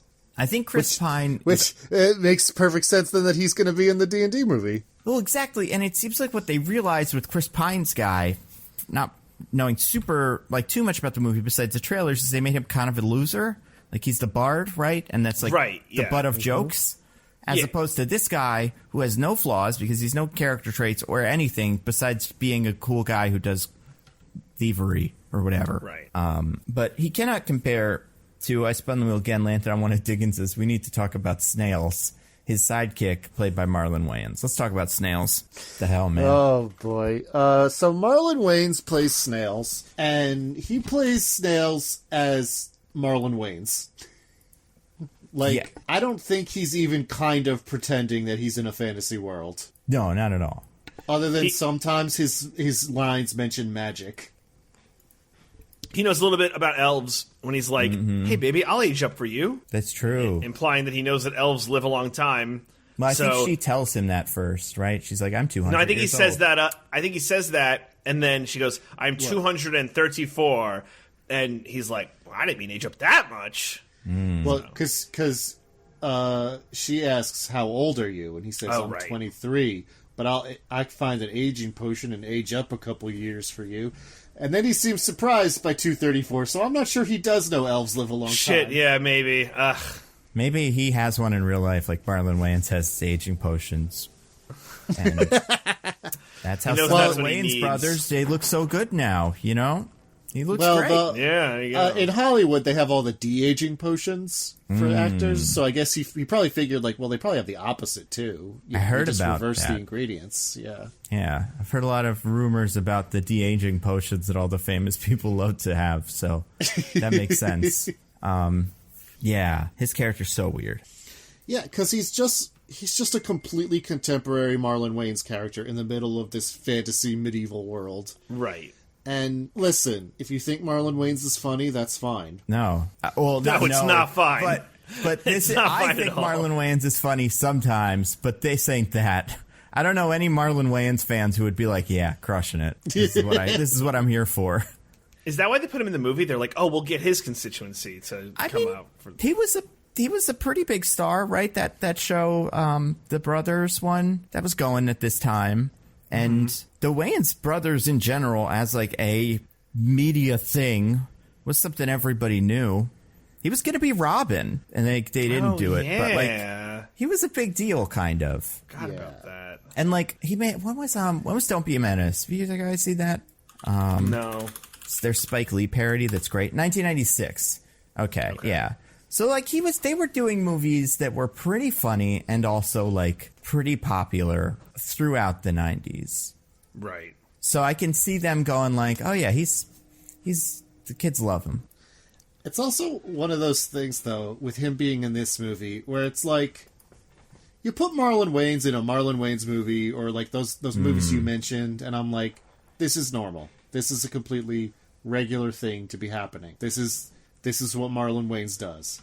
You put him in this movie, where it's a medieval fantasy adventure kind of thing, relatively, like, not serious, but, you know, not wacky. And then you have wisecracking contemporary Marlon Wayans in there, and I'm like, this feels kind of racist. Yeah, it's tough. Because the reason I say that is, again, nothing to do with Marlon Wayans himself or his shtick or anything. It's just like the idea that if a black character is going to be in your like fantasy epic, he's going to be the wisecracking quote unquote urban guy, then it feels like you have a very limited idea of what a black person even is. How dare you say that the guy who made this for 18 months of his life didn't? Do you think in the script it said like Snails squeals after every line or something? Oh god, the squealing was so annoying. Horrible. Separate and apart from all of the other stuff I said. Yeah. No, honestly, I don't think it is actually any like the writer or anyone's fault, because Marlon Wayans apparently like would not stop ad-libbing. Oh my god. On set to the point where the director had to be like, look, if you read the script, the lines that you're supposed to say, I'll let you ad-lib 3 times in every scene. My goodness. Great. Oh my god. So honestly, it might just be that Marlon Wayans is a terrible fit for this movie. That's probably all that happened. Yeah. You know what that must feel like? That like Michelle had like mentioned this when we were watching the Fablemans, but there's a point where he's filming like the World War II movie, and the kid who's playing the sergeant, like he's like, yeah, all your men just died. I want you to be sad. And the guy's like, so you want me to like act? And like, is that just him being like, this is what every director is, just being like, yeah, I need you to do some acting for me. It's like, oh, okay. Right, like Timothy Chalamet in that interview. Or not Timothy Chalamet, yeah. Who was it? Harry Styles, right? Who's like discovering what acting is after having done it for a while. Yeah. That'd be insane if, like, last year, Timothy Chalamet just figured it out. Like, dude, you've got Oscar nominations. You didn't know? But no, he, yeah, I could see it. I mean, that's like Marlon Wayans is like, wait, you want me to act? And like, it's not that different, but like, they're sketch comedians and not movie comedians usually. Even Don't Be a Menace, sketch movie pretty much. I'm trying to think if there were other movies that they had done that were like big Wayans Brothers productions around that time, but like, it's not that many of them between this and Dungeons and Dragons. Oh, Scary Movie was the same year, actually. So there's that. But even that, sketch comedy movie, right? Like each scene is a different take on some sort of horror premise. Scream, I think, is the first one that they kind of center it around. But like, yeah, I do think he has sketch comedy energy in here that A, doesn't work everywhere, and B, is impossible to keep going. Like, you get tired of it so quickly. I wonder if that's what this movie should have been more of. Like goofy energy. Because it doesn't work with, like, a serious tone. Well, speaking of goofy things not working with the serious tone, when the movie then wants me to be sad that Snails dies, I'm like... Well, that's... Yeah. I'm like, that's not going to happen, movie. I'm sorry. I wonder, yeah. I think you could do a movie that's like... Well, I don't know, though. Because, like, I think you could make a parody of a Dungeons & Dragons style movie, but I don't think Dungeons & Dragons could start it. Like, they can't make the first... But, like... I could see the Wayans brothers 5 years after a good version of this comes out making a parody of it, and it being fine. I mean, they've tried this, right? Not they, but like, isn't there like some Seth Rogen or not Seth Rogen? James Franco did something kind of like that, like a what if it was a parody, but everyone was stoners or something. Oh, you mean every movie that James Franco's made? Well, yeah, the specific one that takes place in a fantasy setting. I feel like. It's proof that you can do it. It's probably not going to be good, but it's possible. I'm looking this up to see if you hallucinated this or not. No, it's real. He made so many movies. I'm also looking it up. Like it might not be him, but I'm pretty sure a movie like this exists. Are you thinking of Child of God? Probably. That's it. Spring Breakers. No, it's like I want to say the name of it is like. Your Highness, that's it. Okay, from 2011. So it's not quite this, but it's like a Princess Bride parody, I guess, more. But yeah, it's like a hero has to do a big quest, but his brother is Danny McBride is a real stoner or something. So it's hard. I mean, Shrek came out like what, the same year as this, right? Like you could do it. It's possible. I think a year or two after. I think it was 2001 was Shrek. That's true, yeah. So, yeah, it can be done. We were just getting into, like, peak fantasy, where it's like, people are like, yeah, but this is what we want with our movies. Fantasy. Well, Let the nerds have their day. And it's like, the Shrek, I understand, as a reaction to 90s Disney. There really is nothing that this is a reaction to besides, like, Indiana Jones. This movie doesn't feel like anything. It wasn't even, like, a feeble attempt to make money, right? Like... Oh, it bombed pretty bad. And like, did they think like, oh, this will get people out to the fucking movies? This is it. This is our time. Just coming off of COVID zero. They're like, we got to get the people back. We need to save cinema. James, what do you got? Nothing. All right, let's go check on everybody else. The Dungeons and Dragons guy, whatever his name is. Did they go on to direct anything else? I wonder. I don't know. There are a lot of places we're probably picking up those options after this, right? Yeah, I think the director of this movie directed like 2 more movies since then. Most of the people involved in this movie had their career derailed by it. That makes sense. It does seem like that, yeah. Which is a shame. But you guys, I spun the wheel again, landed on another one, which is The Shoulder Touch of Death. Let's talk about what happens in that little school. What is this in reference? I don't remember what exactly. Oh, this is the Diggins one. Yeah. Yes. So what happens here is the bald makeup man, who has a name I forget, is going to... Or Damodar, something like that. Damodar, Nando, you did that off the top of your head? Wow. It's also in the notes. It's on the wheel. Yeah. Damodar is going to get the scroll that the old man who is Marina's teacher has, because the scroll tells you where to get the staff. So he goes to, like, torture the information out of the old man to get the scroll. But Marina walks in on them, and he, like, magics the scroll over to Marina.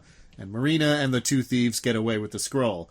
However, this wheel chunk is about how the way that is depicted is Marina walks in, and Damodar is torturing this old man by... The old man is on his knees, and Damodar is lightly touching his shoulder, and the old man is acting like this is very painful. Yeah. And then when he kills him, to be like, you're useless to me now, after that girl, he kind of, like, twists his hand a little bit, nowhere even near, like, his head or his neck, and the old man just flies back like, oh, now I'm dead. Like, I watched it, like, not only do you not have like a choreographer for any of this, but you couldn't do another take. They're busy. Marlon used up all the film on his extra shots. On the riffs and squeals. They didn't have any left. Lucky they got this one. Otherwise he would have died off screen. We would have heard about it later. Oh, God. Big facts.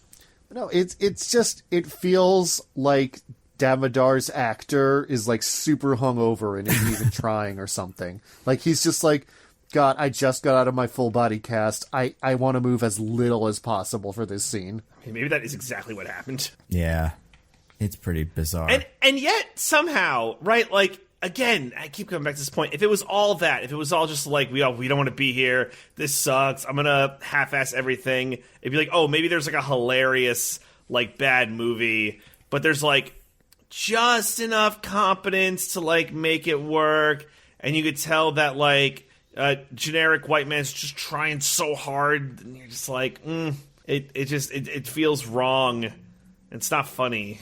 Yeah, I think for stuff like this to work, we need a boom mic in the frame or something. Like, that's the kind of movie I need for this to be like, oh, this is pretty fun, is like a Dolomite movie or something. Like, because the acting's not very good, because the script is bad, and the directing's not very good, I guess. But, like, everything that's happening on screen is also so boring that there's nothing to grab onto. So I just need some small thing that I could be like, oh, look at his hat. That's a pretty weird hat, and then I can move on. Yeah. But they're also just dressed pretty nothingly. They could be from any fantasy movie or anything like that. Is there like a Dungeons & Dragons look you would expect for a character like this?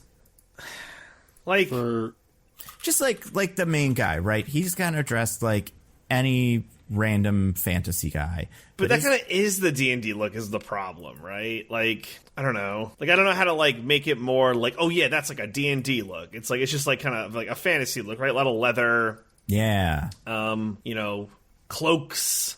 Yeah, I don't know. Yeah, it is tough because, like, I'm looking at the trailer for the new one, and they also are that. They're all like, but that's fine. I don't think that's a problem. I really don't. No, but like, I don't think it helps this movie from its general genericness. I think if they had more interesting clothes on or like stuff like that, it could maybe give it some character. Yeah. I got that it has, like, that's, I think, part of why Super Mario Brothers works. It's all just so weird. Like, I've never seen things like that before in a movie. But yeah, I mean, we got some good. There's one piece of clothing that's pretty terrific that we'll talk about soon. But I spun the wheel again, you guys. Landed on one of Diggins's. I guess there's a dwarf here now. There's a dwarf there. Yeah. So while they're escaping from Damodar and his men through the very bad looking CGI portal. Oh my god, the portals. They just, like, I feel like they just stumble into a homeless dwarf's, like, little camp that he's made. Yeah. Like, he's literally just, like, asleep on the street. And then he wakes up and it's like, I'm mad. And Damodar tries to shoot him with magic for some reason. Or no, an arrow. Mm-hmm. And then he gets super mad and fights Damodar. And then stops fighting Damodar and is like, I guess I'm following you guys now. And then he just sticks around for the rest of the movie for truly, no exaggeration, no reason at all. Yeah. He asks the mage lady if he's going to get paid, and she's like, maybe. Like, and he's like, that's a bad way to do business. But then he doesn't leave. He just stays. Yeah. Well, it's like, Nobody's even asking him to come. They're not like, come on, we need you. They're just like, yeah, I guess you could come if you want. I wonder what the writers and, like, the director, like, what their knowledge of Dungeons & Dragons was. It's possible they didn't know what was going on either, like, with just the idea of D&D in the year 2000. No. I do think this is the most realistic to the game part of it, where some guy showed up with a fighter dwarf with no background and was like, and didn't really care that much. And so the DM was like, all right, you guys get into the street, and there's a dwarf just sitting there. And then the guy's like, yeah, cool, I'm part of it now. And that's his whole introduction. Yeah, basically, yeah. I never believe anybody when they say this, but according to the thing, Marlon Wayans and the main guy had played Dungeons & Dragons before. I mean, that's a very easy claim to make. You could have just done it once, like at a friend's house, and you're like, "Yep, I play D&D. I'm a D&D guy." Like, I totally believe that. Yeah, it's weird. I spun the wheel again and landed on one of DJ's is Honor Among Thieves. Amongst Thieves, Oh, man. specifically. Honor Amongst Thieves. What other way to throw that T in there? Is that the, like, tagline of Dungeons & Dragons or something? No, not at all. It's just a famous phrase. But it's not from Dungeons & Dragons, right? No. Okay. No. Why do they keep saying it in this movie? I don't know. And, like, it's weird, right? It comes up a bunch in this movie. And then it's the tagline for the upcoming movie. Yeah. So, yeah, it's very, very interesting. I don't know why that is. Is it because there's lots of thieves in Dungeons & Dragons as opposed to, like, other stuff? I guess. I mean, like, yeah, I guess it's probably because rogue is one of the classes, and rogue is basically like thief. Or, I also think it's weird that it's like our main character's like creed. It's like, we're thieves, we have honor. Like anytime he's about to get dicked over, he's like, but what about honor amongst thieves? Like this guy thinks it's like a law. Yeah. Like it's so weird. That's like this guy's thing. Guys, I have bad news. I was Googling honor among thieves to try to find the origin of the phrase. Yeah. And I came across a little article here. Dungeons & Dragons honor among thieves is more woke garbage. Oh, no. Oh, no. Who's black in this one? Scott Adams? Yeah, it needs more offices and ties. Then it would be cool and fun. People need more... It needs more people with the suffix Bert. Yeah. Don't talk to me about a quest until I've had my cup of dragon coffee or whatever. My cup of dragon coffee Bert. Yeah, that's right. It is probably going to be pretty woke though, because like I said, there are white people in it, sure, but not only. That is unacceptable. Oh man. I mean, Chris Pine is quite white. Honestly, he's one of the whiter actors that exists. But yeah. So how could it be woke garbage? How could it be woke garbage? He cried during Selma that one time. Remember that? What? Do you remember that? Oh my god, this is a great internet moment. During the it's not funny, it's a little funny. During the Oscars one year when Selma happened, like that movie, and they did the performance of the song from Selma, they cut to the audience and Chris Pine was just crying, and it became something that the internet was like, good for you, Chris Pine. He's pretty, all right, he's pretty cool, yeah.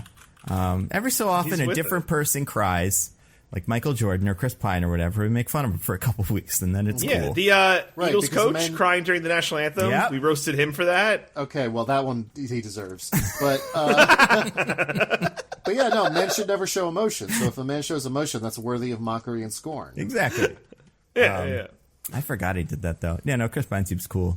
But, yeah, too bad. You know, it's just an old phrase about, I don't know, just the general idea of, like, people who are disreputable, have their own little code amongst themselves. I just don't understand why it's a law to Ridley. It matters so much to him. It matters so much. It's like Pirates of the Caribbean. And to be fair, he's in a thieves guild, so this is basically like if like the head of an affiliated union like fucked him over on a job, he'd be like, "What the hell?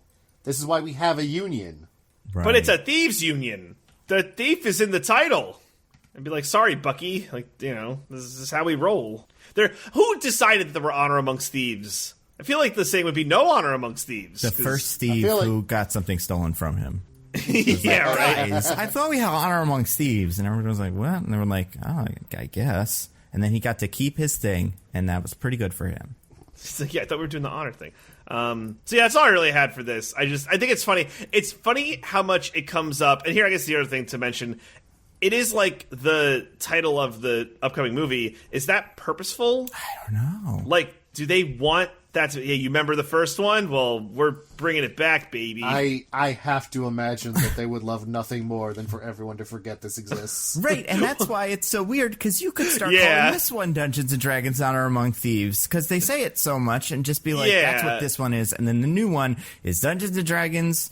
Bunch of Fire or whatever. Like, yeah. But no, they went with the thing that's from the first one. Yeah. It's weird. It's really weird.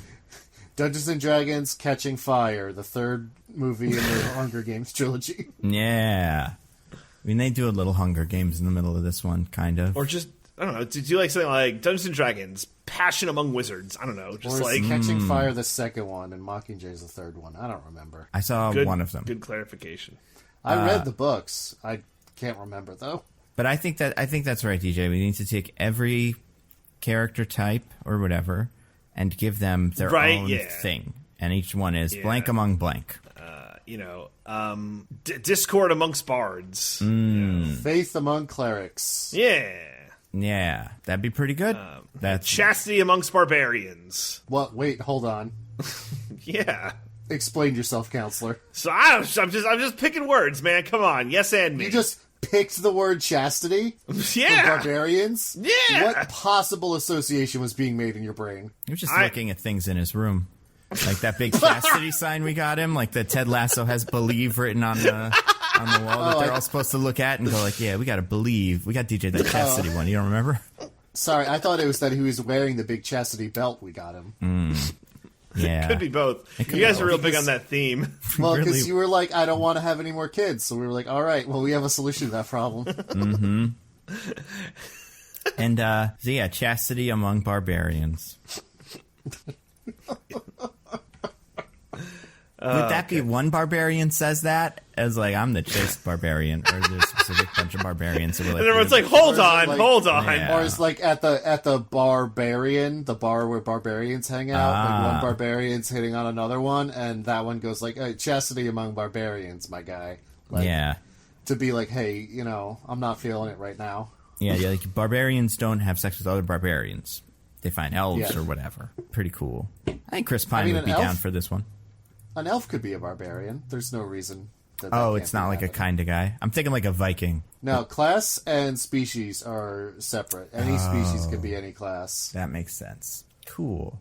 Which one is the most chaste? First edition. Probably the clerics. No, probably paladins. No, that's fair. What's paladins?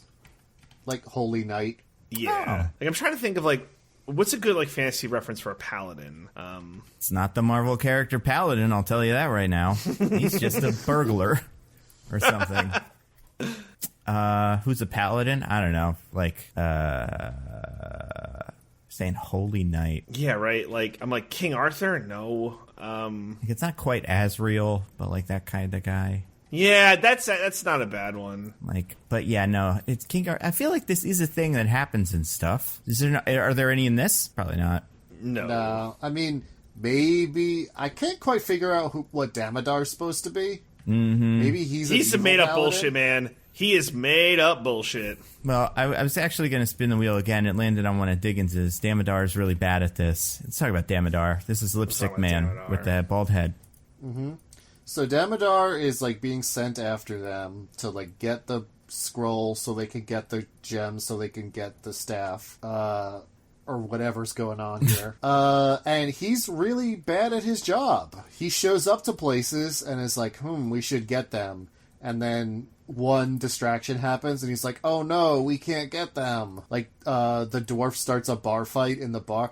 I kind of love that scene actually, where the dwarf pretty much just like lazily flips one chair and just like says bar fight. Yeah. And everyone's like, everyone's instantly like, yeah, all right.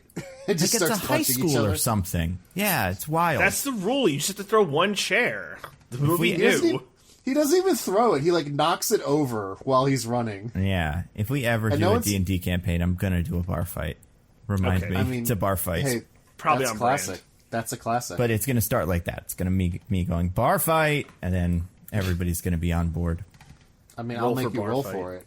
Yeah. Make you roll a persuasion or a performance or something to see how good your bar fight starting is. What or if roll to throw chair. What happens if I get a 0 or like a 1 or the lowest number? I guess is 1. But like, do I? The bouncer politely asks you to leave because you're causing trouble. I was gonna say the bar becomes even more peaceful than before. Everybody gets out a book and starts reading. Like, no bar fights here. Yeah. Someone turns to you with a glass of wine and says, excuse me, we're trying to have a pleasant evening here. We don't need ruffians like you. None of your chicanery, good sir. Man, this is Now what... kindly see your way out of this establishment post-haste. You know what? I wasn't sold on Dungeons and Dragons before. Okay. But now I think there's something there. I think it could be fun to fuck up all the rolls and just see what happens, you know? That's the fun part. Is failing and stuff. Some people play as Chaos Agents, you know. Some men just want to watch the world burn. Michael Caine, I knew you would show up for one of these eventually. Michael Caine, did you go out for the part of Profion, and are you upset that Jeremy Irons got it instead of you? Or were you another upset part than anything I've ever been? I would have even played the part of the old wizard who dies in the beginning, because I think that would have been a great part for me to show my range. Yeah, you could have been one scene. You love that. I lost my favorite. Yeah. Oh, I thought you could have been the old elf instead of the Fourth Doctor. Also a possibility. Yeah, I think that's who he's talking. Wait, the elf? Wait. Who are you talking about, Diggins? I'm talking about after Snails dies, they take Ridley to a guy to heal him. Yeah, I forgot about that. Yeah, that old elf is the Fourth Doctor, Tom Baker. Yeah, look at that. Well, see, that would have been a good one. I gotta show my range, but I think it's important that everyone know that I did try it for this movie, and I'm very upset that I didn't get it. But maybe next time. We'll see. We'll see. So wait, did you try out for Profion, or were you trying out for the old wizard at the start? Like, what was your I goal? was trying out for Profion. Second choice was old wizard. I see. And I think let me try some of the Profions. Empress, you must give up the gold scepter, or this council will have to start a coup and disband. Wow. I loved you ever since you were a baby. I held your arms. I don't want to wrap your wounds anymore, Empress. So stop being Batman. End scene. Yeah. This is a big year for you, too, because this was Miss Congeniality, 2000 Michael Caine. So I think we got the right mix. Although I wouldn't mind seeing Jeremy Irons take on Miss Congeniality guy. That would probably also be pretty good. I see. Jeremy and I are good friends to this day. They didn't put a rift in our... I don't know. Yeah, I can't think of any off the top of my head, which is weird, because, like, if there was you in it, there's usually only one role for that guy, and it's either one of you. But, like, you can't both be standing next to each other saying the line at the same time. Yeah. As that fun would as be that an would be. interesting experimental movie to cast one part as two people at the same time. Yeah, I mean, I think they could do it. Be like that. It could be like that movie that they made where Heath Ledger died. They just called all the actors to be in it. The Imaginarium of Dr. Parnassus. That's right. I was going to say Dark Knight, but no, it's that one. Yeah. Michael Caine was in that one. Yeah, he was. I remember. That's when he talked about the tangerine. The tangerine. That's right. Tangerine. And the line I just quoted about men watching the world burn, which is in this movie. Unfortunately, gentlemen, it's going to be a quick appearance for me today. I have to go. I have to... I'm getting a last-minute screener for Oppenheimer. My good friend, Christopher Nolan. I'm going to give him some tips on the movie. And so I'm going to go watch that. And I'm very excited. Everyone go see Oppenheimer coming out this summer in the theater near you. Only after you've seen the Barbie movie. It's also weird that you're not in Oppenheimer. Like, how did you not get in Oppenheimer? We'll see, Nando. Don't count your chickens before they hatch. It's going to be a surprise cameo from your guy from Tenet or something? Yeah, just you wait. I'm going to be on a Zoom call talking about the Manhattan Project. Oh, that'd be pretty good. I was going to say, you have a new movie coming out called Medieval, which I guess came out last year, actually. 15th century Czech icon and warlord Jan Žižka. So, it was my favorite role. My gosh, Lord Boris. It's probably pretty bad. Maybe it's good. Who knows? Poster looks insane. Well, Michael Caine, thank you so much for coming. Well, thank you for having me, gentlemen. It's always a pleasure. Always a pleasure. Everyone go see Oppenheimer in theaters this summer. Only in theaters. I'm going to be very, very explicit. Only in theaters this summer. Yeah, and in the best theaters. Otherwise, you can't hear any of the words. Exactly. You got to go to the most expensive theater, drive all the way to New York City to the one good theater, and go see it there. All right. Goodbye for now. Thank you so much for coming. But yeah, Damodar stinks. Damodar, he gets one kill. He kills what's his name? He kills Snails. Besides that, he does really get clowned on by these guys. Yeah, he gets to kill the weakest character. Yeah. And honestly, in that moment, I'm like, I think Snails can take him. I think Snails is gonna be okay. But really, did you think like? I can't remember what my 10-year-old brain thought, but I feel like I always knew. It's like, this is it for Snails. I mean, at this point in this movie, I was like, well, nobody's gonna die then, I guess. So he's gonna have to, do some silly bullshit to escape and be fine. Because that's what everybody else does when Damodar catches him. But he does not. He is a fool, and he dies. Also, yeah, when he first catches Snails, by the way, in this part, he So Snails, like, dissolves into a rug trap that's also quicksand or something. Oh, yeah. Mm-hmm. And so Snails is trapped and can't get out. And Damodar's like, aha, I've got you. Yeah. Pulls him out of the trap and then throws him across the room so Snails can run away. It's like, why did This you whole do thing that? is slow deaths. He's like, I'm gonna kill you, but I'm gonna kill you slow.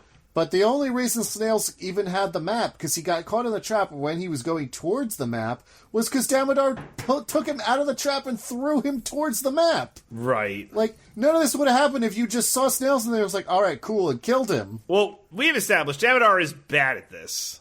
Yeah, well, this is the wheel slice for Damodar being bad at this, right? That So right. I'm Exactly. elaborating on how Damodar Right. is so bad. All at the this. examples, so people know it's like, yeah, Damodar is bad at this. Yeah. Ugh. Damodar. He's also, Like, damn it, he- dumb. He Yeah. briefly acts like he's only doing this because Profion put a monster in his brain Uh-huh. that will kill him. But also he was doing stuff before he did that, so I guess, is that just a lie? Like, that seems weird, because I don't know enough about Damodar as a character to be like, is he trying to trick her, or is this true? And nothing that happens in the movie from that point forward really clears that up for me. Well, the guy does remove the weird thing from Damodar's brain, because he's no longer like a weird monster head anymore. that's true. Also, part of him being bad at his job is that his brain. So the thing in his brain lets him eat information from other people's brains, Yeah. and it takes him so long to be like, "This is what I should use for my interrogation," Yeah. instead of just talking to Yeah. her. I Maybe it Also- hurts him or something like that. I don't know. Also, according to the screenwriter, that is supposed to be a mind flayer, but it is What? it is so incredibly not a mind flayer that is absurd. That's wild. Because I was trying to think. I'm like, oh, they did some made up bullshit. Yeah, Nando, Google Mind Flayer. I know what Mind D&D. Flayer is from Stranger Things. Oh, that's right. Yeah. So, yeah, not a Mind Flayer. Right? No, not at all. All right, I'm spinning the wheel again. It landed on one of mine. This is the most important part, I think, and it's a bunch of stuff. So I'm just gonna call it the maze. Let's talk about the maze or whatever that is, Oh, man. Oh yeah, fucking the thing in maze. the Thieves Guild. or the dungeon. I guess is this the dungeon in Dungeons and Dragons? He does say it like that. It's time to go into the dungeon. Yeah, Yeah, this is actually the one dungeon in all of Dungeons and Dragons. Every time a party goes into a dungeon, it's just this one. I mean, it's such a good dungeon. Might as well want to, I guess they reinvent the wheel. probably should have called it just Dungeon and Dragons. Yeah, yeah. And then dragons is like in air quotes because they're not really like they don't look like There's dragons. a dragon. Dragons. Yeah, they're more like wyverns, if we're being honest. Ooh. Honestly, I couldn't even look at them long enough to tell. They are so upsetting. But yeah, there's a maze that has a little gem in the center of it. Mm-hmm. I did not understand this part at all. I have to imagine that what's happened here is Richard O'Brien, riffraff from Rocky Horror, has just decided to build his Thieves Guild hideout around this maze that has treasure at the center of it, just Like in you the do. hopes that one day someone could do the maze so he could take the treasure. Because otherwise, the idea would be that he took his treasure that he has, this ruby, put it at the center of this maze he made, and like makes people go through it to see if they can get the treasure. And then when someone finally does it, he's like, I want that back though. Yeah. That's the weirdest part. Like, it doesn't seem to belong to him, but it's like the maze has no ceiling, right? Also, the maze really doesn't seem that hard. No, not at all. Like, it seems dangerous. I could see someone being killed during it, but like, you get to watch people do it. Yeah, I feel like you watch 3 or 4 people try to go through this, because there's only like 3 traps in it, and Yeah. then you're like, yeah, I think I got this.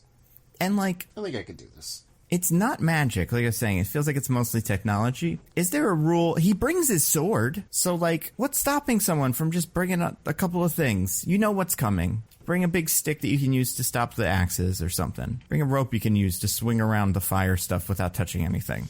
Yeah, so like it doesn't make sense if it's not a thing he made to like put other people through, but also it doesn't make sense if it is that, because then when he gets the ruby, he's like, I've been waiting a long time for someone to finish that Right. maze so I could get this ruby. And it's like, what are you talking about? I thought this was yours. Yeah, and like, it's another one of those situations. What did we do last week? Ant-Man. Ant-Man, yes. It's just like Quantumania, where he's got the dimension of double Ant-Mans, where it's like, do you want him to get the thing or not? Because don't fucking surprise him. Just tell him it's a big slicey wheel thing, or it's like a bunch of swinging axes, and then there's a thing with the fire. We haven't figured it out yet, but it's some sort of code. And I don't know about the last one. No one's gotten that far. But, like, give him a little bit of information. The last one's also the dumbest one. He just smashes the timer and that works. Yeah, which is bullshit because it's a sand timer. Like, yeah, and he smashes the bottom of it. Yeah. That would just make it run out faster. Yeah. I don't understand that. It's treated in this game or in this show as like inventing like a new like alley-oop or something where it's like, oh my god, he's the smartest guy alive. He's so clever. He's a genius. Yeah. It just, it sucks. This part's really weird. Now, the new movie also has some sort of, like, maze level in it or something. I've seen it in the trailers. Okay. Is this, like, a thing in Dungeons & Dragons? I think it's the idea that because it's called Dungeons & Dragons, sometimes you go through mazes and dungeons and such. Okay. Yeah. I think that one has... The one in the trailer is the one with the gelatinous cube, right? That's where that is, in the maze. Another more iconic D&D thing, by the way. It's very yes. Yeah, that was in that Onward movie. Oh, yeah! I remember that from Onward. Mm-hmm. I haven't seen it. It hasn't come up in Stranger Things. It'd be great if that's the bad guy of the last season. For season 5? Yeah. We have to fight the gelatinous cube. Fucking, God, what is the... It's not Asarak, it's the other huge... starts with a V. Vecna. Yeah. Where it turns out Vecna gets usurped by a gelatinous cube. Yeah. I think that'd be pretty good. But yeah, the maze stinks. I spin the wheel again. One of mine real quick, or I'll burn the map. So they get out of the maze because they're caught by Damodar, and they have the map. And it's like this weird hostage standoff thing. And the guy lights the map on fire. He's like, you guys need this map, right? All right, let me go or I'll burn it. And then they're like, okay. And then he puts the map out and then just walks by them all. Take the map from him now. Like, it's not. Well, he still has the torch anymore. near the map, so like maybe that's part of it. It's like, He, he's got walks the torch near the map. right next to them. Also, if I was Damodar, I wouldn't just give up then. I'd be like, all right, you could go. I'd be like, put the map out or we'll fucking kill you. Yeah. Yeah. Like, do you want to live, little man? This is why Damodar's so bad at this. Like, he really is. It's amazing he got this far. Also, I spun the wheel again, landed on, I think this is Diggins. Marina forgot how to do magic. She's in this. Yeah.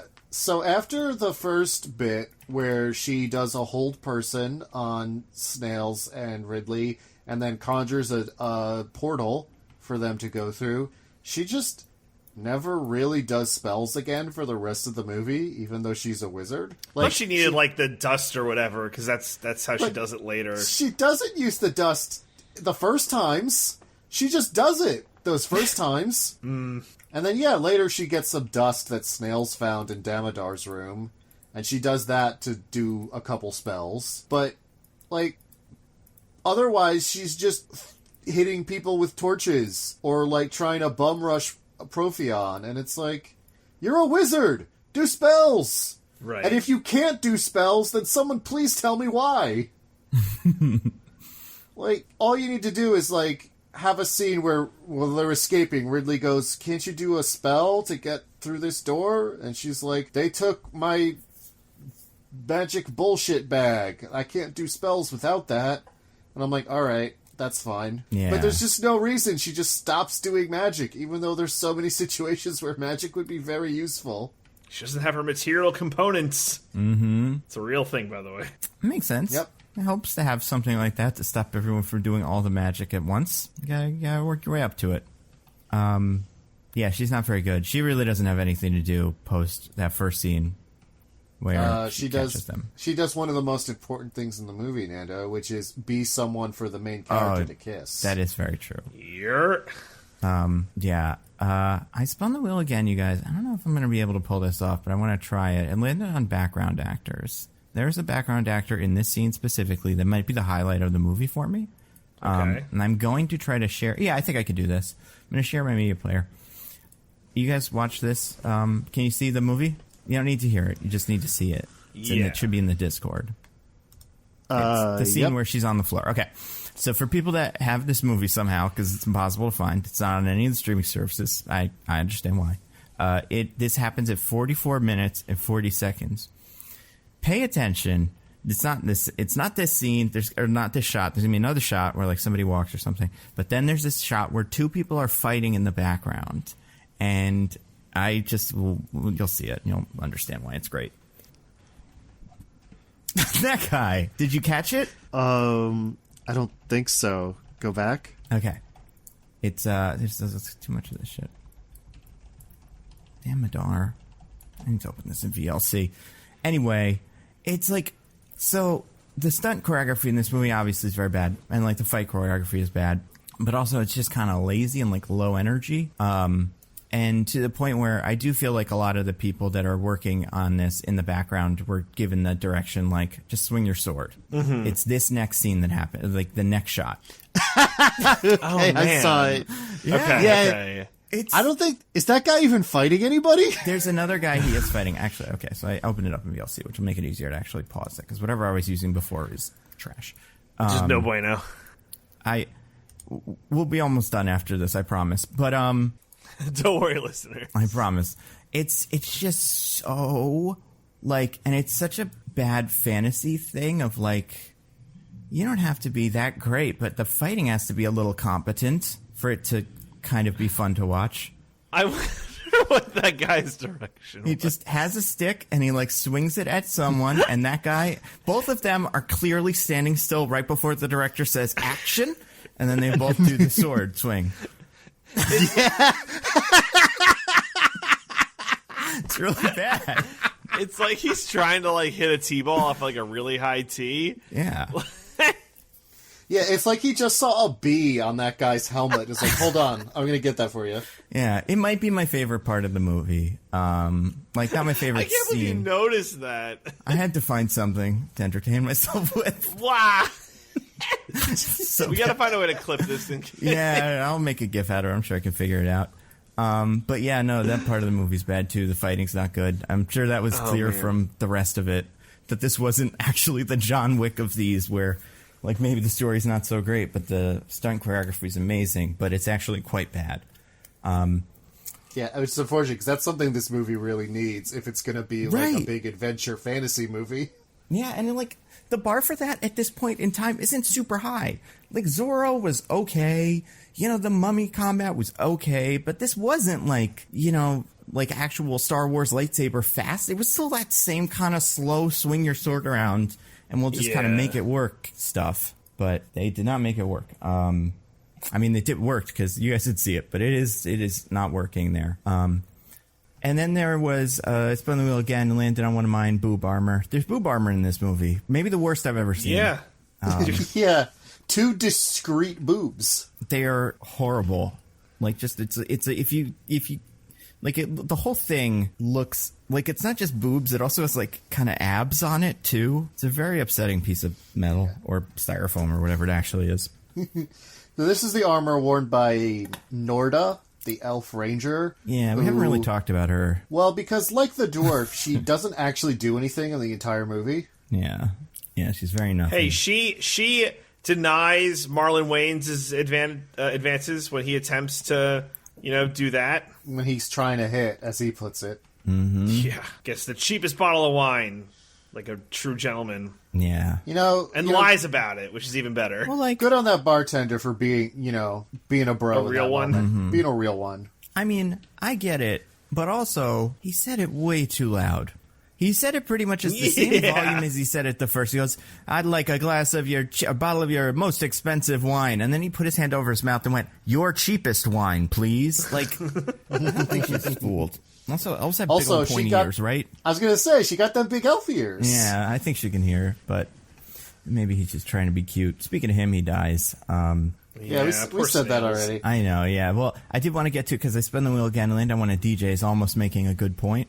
Yeah, so I this is like almost frustrating where like the movie tries to lean into this like, no, it's about something where So after Snails dies, Ridley is so mad that his best friend is dead. And again, the actor playing him does so much acting. He's like, I can't believe Snails is dead. This is ridiculous. And he's talking to the mage, and the mage is like, no, he died for a good cause. And he's like, what bullshit cause? Some like political nonsense that we didn't even believe in. And it's just powers that don't affect us in our day-to-day lives, just telling us things that won't change anything. That's what he died for, something that absolutely does not matter. And I'm like, oh my God, is this movie going to make like a good point about how like the changes that like the Empress and Jeremy Irons are fighting about like actually aren't of consequence, and like there are real problems that could be tackled by like all of the power players, and the main guy's going to see it.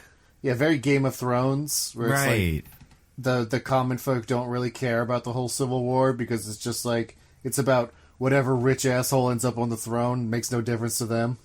Exactly. But then, at the 11th hour, the mage goes, no, like, seriously, it matters so much, and they look at each other and kiss, and he's like, you know what? It does matter. I do care now. He traded Wayans for a girlfriend. If only we could all be so lucky. I was gonna say, you know what? I'd make that trade. It depends on the Wayans for me.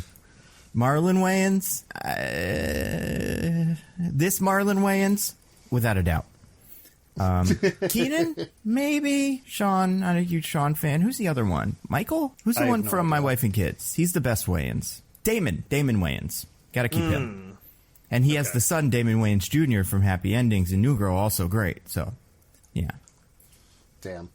But yeah, no, so another thing about that scene that I kind of love is that Marina, when he says all that, Marina is like, no, you fool, you naive child. Don't you realize Snails died for a cause? That cause is the Empress wanting to make everyone free and equal.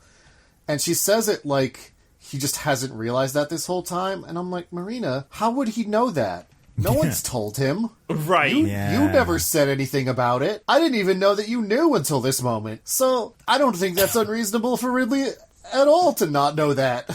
To not know a thing nobody has told him. Yeah, it's another one of those movies where just the world building is bad. And, like, we see a couple of rooms and stuff, and then we see what Jeremy Irons is doing, but we're never able to connect it. Be like, how does this affect this? Because it doesn't. None of it does. The Thieves Guild probably won't even find out about all the dragon fighting for, like, a couple of weeks, because they're also isolated, and they're too busy fighting, I guess. But, yeah, it's just that whole part of the conflict, like, trying to kind of get us from Act 2 to Act 3 in a way that's like, you see, the stakes have been raised, and when we can move on to the real stuff, it's like, none of this was the real stuff, but this definitely was more real than what's going to happen next, so it doesn't work. But also, it's really not a revelation to us, the audience, at all. We knew the Empress wanted that from the start, so it really feels pointless. But then also they kiss, and of course, now that they kiss, I care. It's all better. Much. I'm fully invested. I'm so flabbergasted. Movies like this. Like, I do think The Mummy, the movie Dickens, I think you said you've never seen? Yep, that's true. Yeah. To the Mummy. It's great, but part of why it's so great is it really... Sorry. I did watch the Tom Cruise The Mummy for this podcast. Right. That's right. Well, you didn't watch The Whale, The Mummy. So I watched the best Mummy. You watched the loudest Mummy. The one that will echo in my dreams forever. But The Good Mummy has a good balance of, like, these two people don't like each other because they are very different. But also, Brendan Fraser is a handsome man. So it's like, sometimes they do this in these movies where it's like, oh my God, a beautiful woman who I can be attracted to. It's like, well, this guy's could be doing fine. I don't see what's such a big deal. Brendan Fraser, he's in jail, so he can't. And like he's, the ruffian and stuff. But with this guy, it's like, I don't know, man. I feel like this... It's so implausible to me that these characters are so starved for female attention, yet they are like The Rocketeer did a pretty good job of this. Like, he sucks, but he has a girlfriend, puts a little bit of effort in, and that's mostly enough because he does have some charm. But speaking of charm, I spun the wheel again, landed on one of Diggins. Now we are in the final act. Jeremy Irons is cooking. Yeah, he filmed 2 scenes for this movie, and he brought 100% to both scenes. I think it has 3 scenes in this movie. Oh, or that's even true. Because 4. there's the Senate scene, the beginning scene, and then this whole bit. Yeah, there's the Imperial Senate from Phantom Menace. Yep. complete with child monarch. Yep. 1 year before this, too. Or, like, this came out 1 year after that. So right? We're really in our child monarch peak. I mean, you can totally write that little girl into a rewrite. Like, none of that stuff needs to happen, but I could see them going, you know, right. People did like this in that Phantom Menace movie that everyone hated, so maybe we should do that. Yeah, but no, so he's pretty disconnected from, like, the main action of the movie, because, yeah, he's just the villain who's doing his plotting, and then at the end, he's the guy they fight. Yeah. But every scene he's in, he is just... God, he is throwing all the scenery into a pot and just softening it nice and down so he can chew it for the rest of the movie. Yeah. Just absolutely capital A acting from Jeremy Irons here. Oh my gosh, yes. He is great, like, at this. And when aimed at a good script or something like Watchmen, his, like, over-the-top schlocky, insane just vibe is so good, and it is easily the most watchable part of this movie, but I don't think it quite hits like the Eddie Redmayne Cloud Atlas level of, like, I actually like the movie because of this. But it is probably, if there was more of it, if he met the main characters before the very end of the movie and, like, trapped them in a dungeon or something, I might be more on board with this movie. I did like when he yelled at Ridley that he was going to give him a new destiny of eternal pain and new senses to experience it. Yeah. He's it's like, damn, that goes hard. He's pretty cool. Like, yeah, I wish he won. Yeah, I mean, he almost did. It seemed like he kind of had it. Not like had it, but, like, I think they could have shot all the dragons down. It is wild that at the end when, like, Ridley, like, confronts him, he's just like, Jeremy Irons goes, you cannot stop me. It's like, you don't know who this guy is. He might be on your side. He might be like, true. Yeah, I hate the monarchy so much. Yeah. Yeah, I guess, like, the only way he could have found out is if bald makeup man. Yeah, it's like, watch out for this handsome Leonardo DiCaprio type who's just, like, causing mayhem. Yeah, you know that haircut that, like, fuck your shit Cyclops up. has? Is that. That is a guy running around with that. If you see him, he's got one of the sticks, the red one or green one. I already can't forget. It was the red one, right? Yeah, he's the red one. The best one. I feel like if you're an evil wizard, you have to assume that any person you've never seen before who shows up in your tower with a sword is there to kill you. That's a great point. That's a fair assumption to make. I assume that about people in my house. If someone showed up in my house with a sword, I'm not even a wizard, I'd be like, this person's probably trying to kill me. So I shouldn't bring my sword if I go visit. Unannounced. Don't, like, kick down the door with your sword, because then we're going to have some trouble. Oh. Well, that's usually how I go visit people. I know, it's tough, but I feel like if you do a slow kick, like a roundhouse kick or something, maybe that'll work, but just not that full-on, you know, cool guy kick the door open, because that's what this guy does probably. I already forgot. I'm not sure he opens a single door in the entire movie, now that I think about it. He's got Baldy to do that for him. Mm-hmm. That's his fucking job. Let's talk about the dragons real quick. Yeah. So Daenerys Amidala rides in on her gold dragon, and she has like 50 of them or something. And they're fighting towards these guys. And I think we already mentioned it, but what do the guys do in their tower to defend themselves from the dragons? They throw a bunch of fireballs. Yeah. And that doesn't work. Nope. And then Jeremy Irons puts up a wall of ice to stop the dragon's fireballs from killing them. Yeah, that part's cool.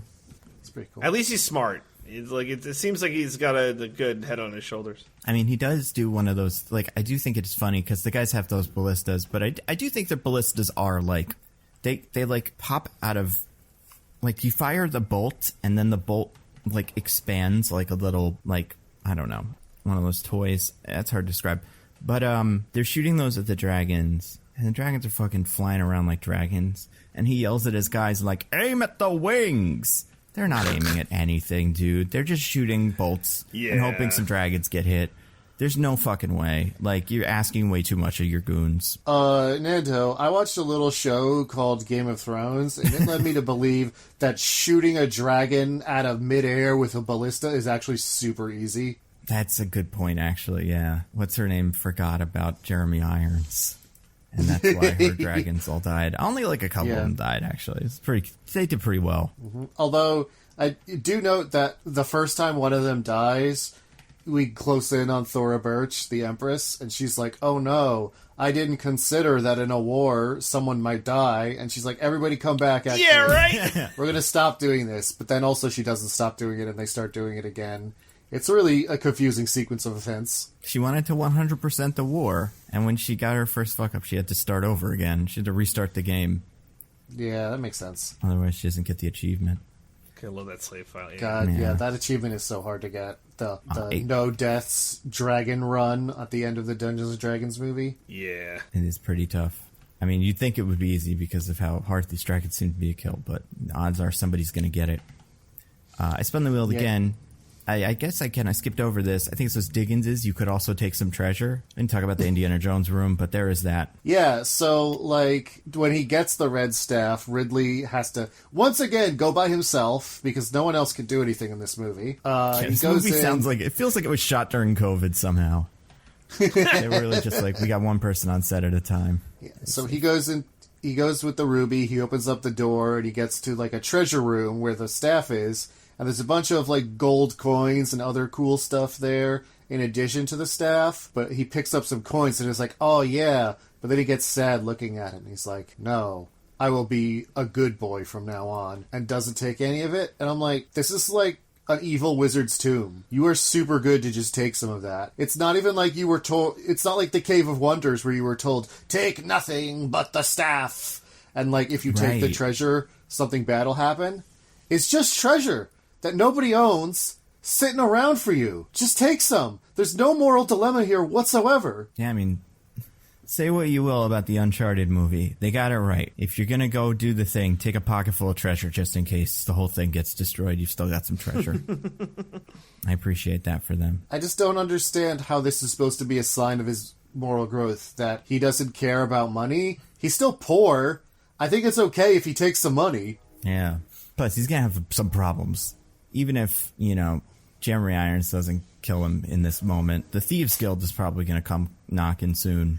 He's going to need some guys to defend himself. Yeah.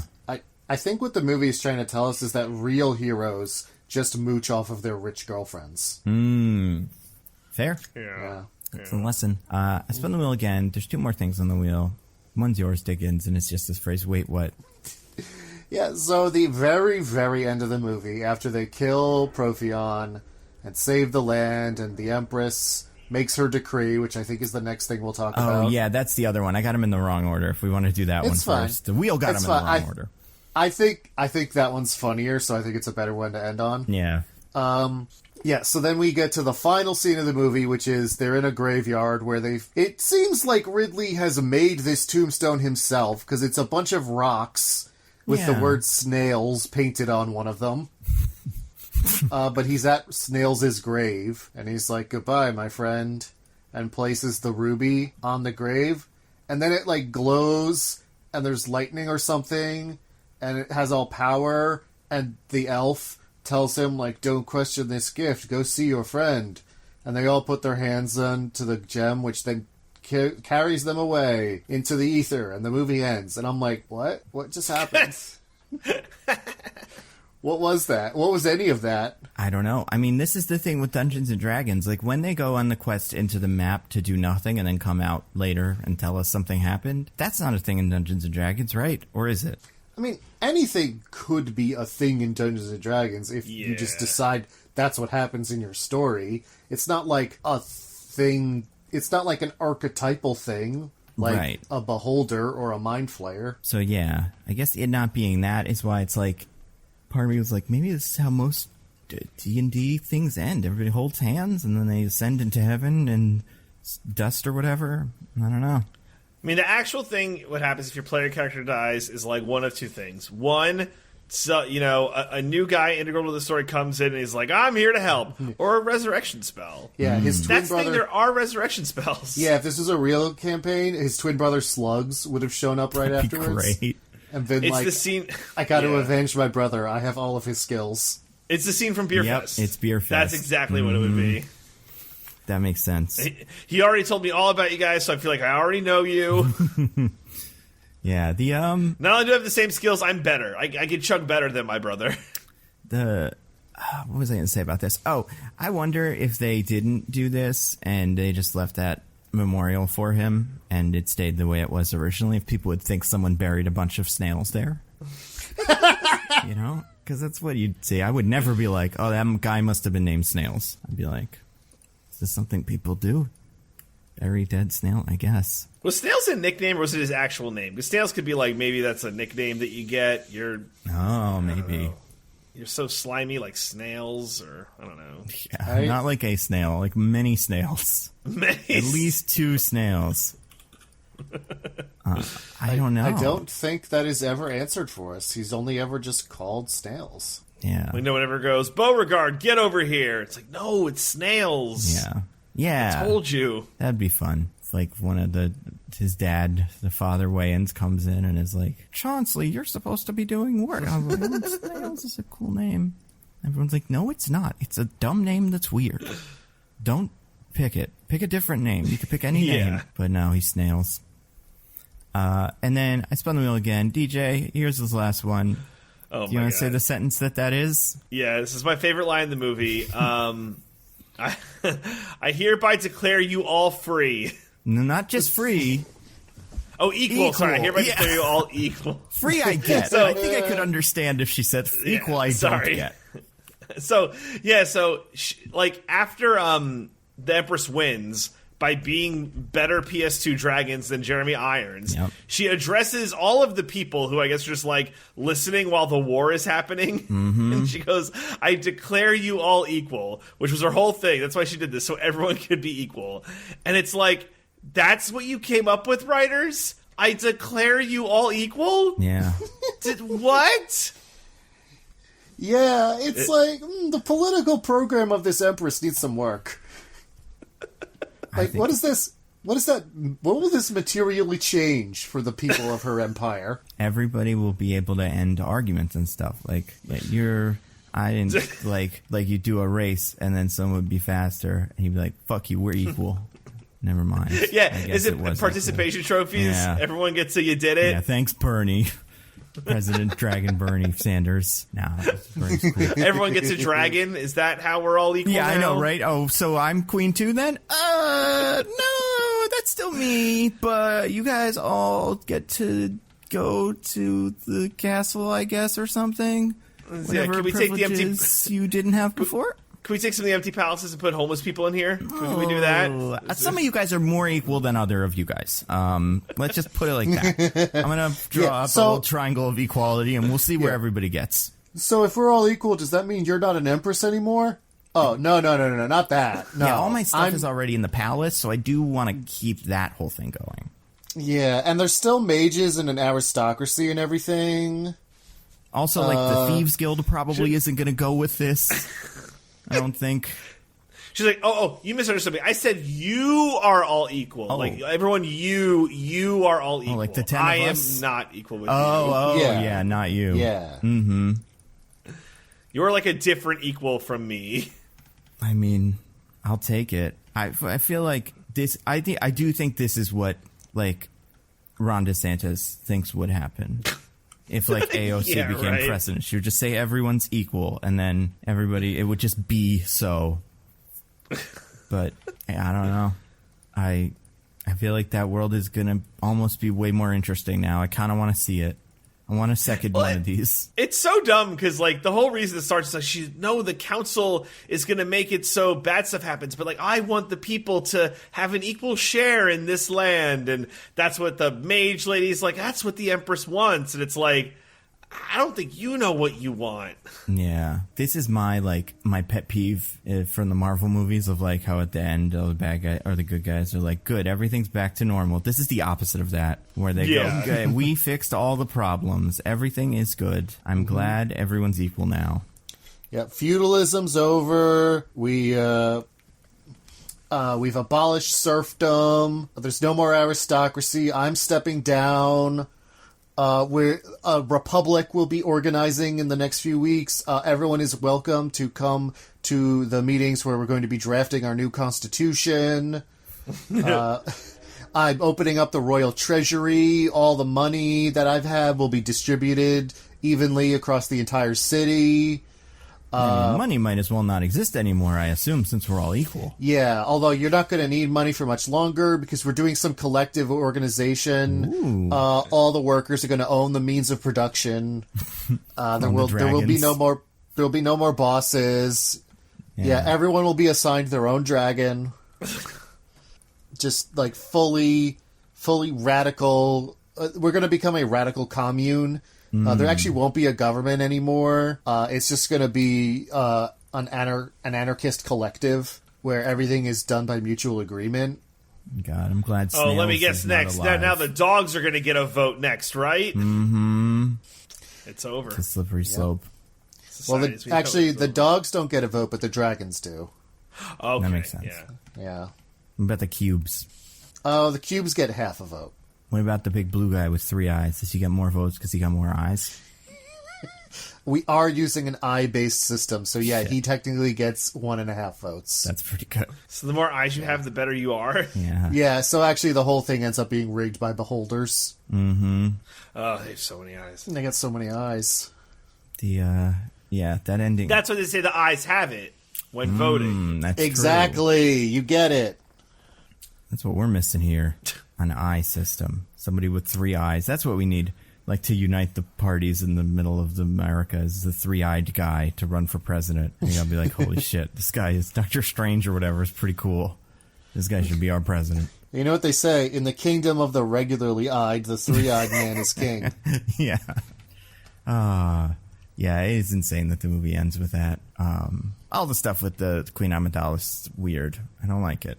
I wouldn't care. I honestly don't know why she's a plot point. I don't know. There's a way to do this movie without all that bullshit. See, that's it's why... like an evil man's trying to take over. We have to stop him. That's why I assume she's in the games, and she's not. But, that's why when I see it, I'm like, well, this doesn't make any sense. This must be, written down at the beginning of every D&D book and then Princess What's-Her-Name and the Dragon Man had a big fight. And it's like, well, they gotta put that in the thing, otherwise people complain. It's core to the story. People won't get it otherwise. Yeah. Our D&D fans will come here and they'll be like, what, you didn't put the Empress in? What the fuck? I'm not. There was a big chunk where I was like, I'm pretty sure the girl that's with them now is the Empress. I thought they were the same character. It didn't make sense to me, but it was like, she's kind of got the Empress vibe. She's a mage, sure, but also she seems like she could be secret princess or something. It's the Padme situation. Exactly. It all connects. The wild style situation, if you will. Although she's not quite a wild style, but yeah, like that. And then they didn't do it. It's really weird. Or the Vanellope. Yeah. Yeah. That's a good one. It all connects. Yeah. So yeah, this is maybe one of the worst movies I think we've ever done. It's so up there. It's really very bad. I don't know. I mean, it's a very bad movie. I don't know. We've done some real stinkers. I don't know. I do think that it's singular-ish in that it has left no cultural footprint. It's true. Say what you People will. don't even know what this shit is. Yeah, I'm trying to think of what our other worst, Morbius is so much more important to the world than this, which is an insane sentence, but yeah, this movie just means nothing. Which is a shame, kind of. No one's going out there saying, it's Empress in time. Maybe they will after the new one. There better be an Empress in this one coming up. I mean, I'll be furious. You got some characters. Yeah. Chancellor. Guys, if it doesn't turn out that Hugh Grant is secretly the Empress, we're all going to storm out, right? Hell yeah. Walk out of the D&D movie. I mean, it will be at the end of the movie, because I'll assume it might be a post-credit scene. So it's either I am storming out of the movie or skipping out of the movie, one or the other. But I'm going to end up watching the whole movie. Never know when you're going to sneak that in. Yeah.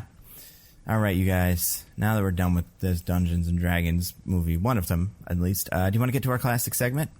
Yeah, let's do it. All right, I would love DJ, that. do you have anything to recommend to the fine people? I do. I have a board game to recommend. Which one? Diggins or Nando, have either of you either played of or heard of a little game called Everdale? Nope. I think I've heard of it. It's a pretty popular game. It's not... So it is not strictly new itself, but this game has expansions coming out what feels like every 6 weeks. I think there's a total of 9 expansions, and the developers... It's interesting. They make expansions for the game, but the developers you could only play with one expansion at a time.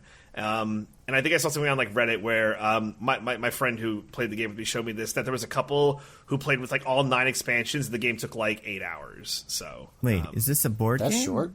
Yeah, it's a board game. Because there's a mobile game named Everdale as well. So he means Everdell. I also heard Everdale. Oh, okay. Oh, Everdell. Yeah, no, Everdell. Gotcha. It's a little misleading. And I guess what I said was misleading too. Anyway, yeah, so the premise of this game, it's a worker placement game. So basically you have little meeples that provide your action economy, and the actions are either mostly connecting resources or getting cards, which are means to build things. But essentially, you have your little fiefdom, this like little animal kingdom, and you're essentially trying to make the best little fiefdom that you can. You go about this by different ways. You could build certain buildings or recruit certain characters to, like, they all have like different little synergies towards them. And there's basic ways to get points, and you want to get the most points to win, to have the best little fiefdom that you can. It's very fun. I always struggle with worker placement games because sometimes they could, like, the action economy can either be too bloated or too limiting, where I think Everdell has a really nice focus of, like, the game kind of grows where you start with a limited amount of actions to start building your engine. By the end, you have a lot of actions and kind of a more focus on where you want to go. I like the game, how it's, like, built, like, literally the components are beautiful. So I like when all of the resources are actual resources and not just kind of like colored cubes. Like, the wood are these little tiny, like, logs. The berries are little plastic purple berries. The amber, these little gemstones. And, like, it's a nice little touch, right? It does make the game cost a little more, but I, like, appreciate it when the developers are just like, we're not just going to do colored cubes to make this happen. We're going to be a little more thoughtful in what we do. It's a nice little touch. But yeah, I would say in terms of worker placement games, it's one of the better ones I played. I played it with 2 people. I saw that, like, it supports higher player counts. The games are a little bit longer. And I think it's always, like, fun with, like, worker placement games when it's like you're just, like, fighting with other people to try and get, like, different spots, because typically the way these games go is that they have a limited number of spots, and, like, once the spot's taken, it's like it's done, like, it's not available for you anymore. And I kind of like that, like, challenging aspect of it, where maybe there's not, like, direct interaction where you could affect, like, your player's board, but the fact that you're taking a certain space that might not be available to someone else is kind of like a fun little interaction I appreciate. So yeah, I had a lot of fun with this game. I think if you're looking for like those kind of European style worker placement games that is very engaging and fun and cute and has a high quality to it, check out Everdell. It's very good. Cool. Yeah. Diggins, do you have anything to recommend? Just a couple quick ones for me. One, I watched a little movie called Cocaine Bear. Oh, yeah. How is it? Did you like the Cocaine Bear? Yeah, it's fun. I think I said this to Nando already, but I felt similarly to it as I did about Violent Night, where I watched it and I was like, yep, that's what I wanted out of this movie. That's what I thought this would be. Like, perfect level. Like, I wasn't like, wow, incredible, what a great movie, but I walked out being like, I came in here with some expectations and they were met. Nice. Very good. You know what I mean? Yeah, that's good. So, yeah, I had a good time with Cocaine Bear. It's obviously a very silly movie, fun. The bear, it takes a little while to get fully ridiculous, but once it does, I think it's a lot of fun. Nice. So I had a good time with that. I also want to recommend, I would like to break our cardinal rule and recommend a little podcast. Oh my god, you're a monster. Of some people who are far more advanced along the terminal disease we have than we are, because it's an RPG podcast.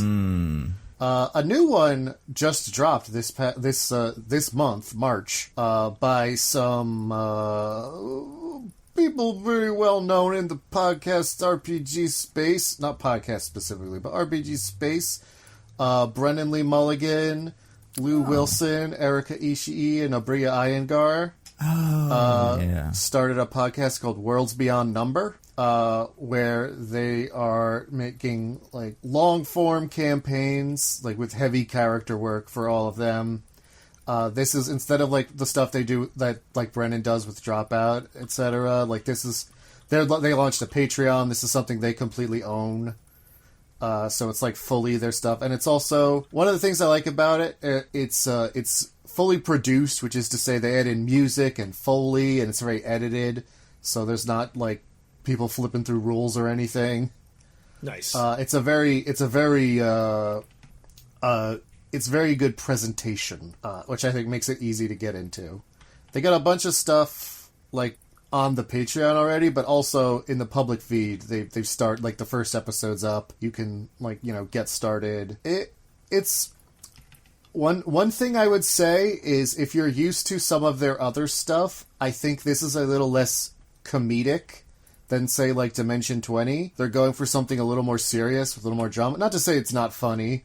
There's still a bunch of comedians and they riff on each other and have a good time, but it's a little more straightforwardly dramatic than I was expecting, but it's still very good. So you could check that out as well. It's Worlds Beyond Number.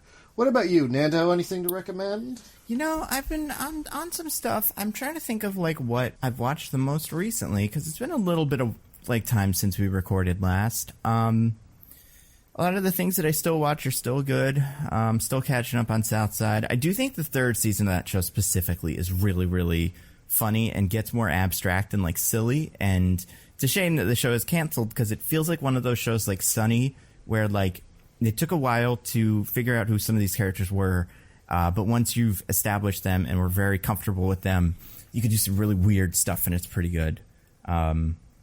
Like, for instance, in the last episode, not to spoil anything, these two characters who are repo men and live a pretty grounded life as repo men found superhero suits that granted them invulnerability for one episode, and then just like did that for a little bit. So it's getting very silly, but I think most of that works.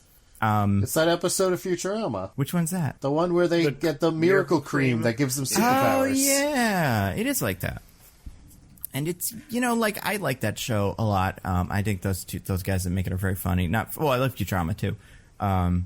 So I'll see. I'm excited to see what they do next. Beyond that, still loving whatchamacallit, Poker Face. Me and Diggins were talking about that before we rolled. Like, the new episode of that is great. I guess there's probably like one or two more, right? Is it just one? Next one's finale. Next episode's the finale. Oof! It's a shame because it's been a really, really, really good ride, but Well, it's renewed for season 2, so we'll get to see more of it eventually. Yeah, I would say to people that don't get it. That's not what it is. But to people who aren't on board, like, it's like a movie. It's like 8 little movies or 9 little movies. Like, it's like Columbo. Columbo was like the Columbo episodes are longer. They really were like 90 minutes, like actual movie-length things. But yeah, it's just like little self-contained mysteries. And the quality is, like, it's really well shot and, like, well acted. And just, like, it doesn't feel like a TV show. Thank God. But I've really liked it so far. I will say one of my old favorite shows came back recently. I guess it has been since we've taped. Is Party Down is back for its, I think, 3rd season, which is another one of those shows where, like, we hadn't really done anything with it forever, and then everybody got old and some of the people got famous, and it's like, oh, Adam Scott, yeah, we could probably sell this again. And it's still great. I love that show. It's very, very funny. And I feel like there is one other thing that I watched or played, but I don't remember what it is, so I will table it unless I could come up with something by the end of this sentence. Nope. All right. Nice. Yeah, well, I'm sure it'll come up as I'm saying the next sentence or something. What are we doing next week? What are we doing next week? That's a great question, Nando. Because, like, I think we're still in the zone before the movies start, but they're pretty close to starting if they're not starting this week. Like, in fact... Is there another prep movie we can do? Well, yeah, I mean, it might be time for Mario, because, like, Shazam is coming up very soon. I know, it's a secret movie, so they can't tell you about it, but they are making it. Like, Dungeons & Dragons is end of this month, John Wick 4 the week before that, and Fury that same week. Or not Fury, Shazam, Fury of the Gods. That 65 movie is coming out pretty soon, right? Oh my God. That's the 10th, so we could do that. 65. But, I mean, that won't even be... I don't know if that'll be up before we do our next one, but, like, yeah, there's some of those. Operation Fortune, Ruse de Guerre was this week. A lot of people asking us to do that, but yeah, like, I don't think I want to do Shazam 1. We may have even done it. I I don't want to do Scream. It's too self-aware. It wouldn't be fun. Yeah. I don't know. I mean, like, it might You be... can always put out a poll. Well, it might be time for Mario then. Like, maybe this time Okay, we actually that's will. fair. when does that movie come out? It's early April, right? Yeah, so it might be the week after Dungeons and Dragons. So, like, we will... Oh, yeah, no, Dungeons and Dragons is the end of the month. We will do Shazam, blank... Oh, no, well, yeah, Shazam, John Wick 4, Dungeons and Dragons, Mario. So maybe next week is Mario. Like, original Mario. Yeah. Really sneaks up on you. Little bastard, you little slimy You're going to have to go to the Yeah. movies a lot, huh? or it's some like- other option if there is an option. Who knows? But There's no yeah, such thing. we will see. Okay. It's a lot. It is a lot, though. And then, like, there's a lot. I feel like the summer isn't as bad. It feels like one of those Marches and Aprils where they just accidentally all... Well, a lot of these got pushed, right? Mario was supposed to be earlier. Shazam was supposed to be earlier. So, like, this is probably supposed to be, like, giving each a week to just be the only movie for a while. But now they're all stepping on each other's toes. Right. Yeah. Do you guys have anything to plug? DJ? Just same old Roses and Rejections, continue to cover Bachelor, and yeah, that's about it. Nice. Diggins, what about you? Well, Sly Stallone again. He comes in every week. Stream some TV not name Nando. What do you have to plug? You think he's mad he's not in Creed 3? He said he's mad, but I don't believe him. Or, like, Okay. he said... So, like, I read an interview about it, so I was confused as well. Apparently, he's like, they didn't want to take it in the direction I liked. Like, they wanted to make it more dark, and I wanted it to be uplifting. And, like, I don't know. I mean, I saw that movie. It's not that dark. It's not much darker than your average Rocky movie, so I really don't know what he's talking about. I hear Creed 3 is anime.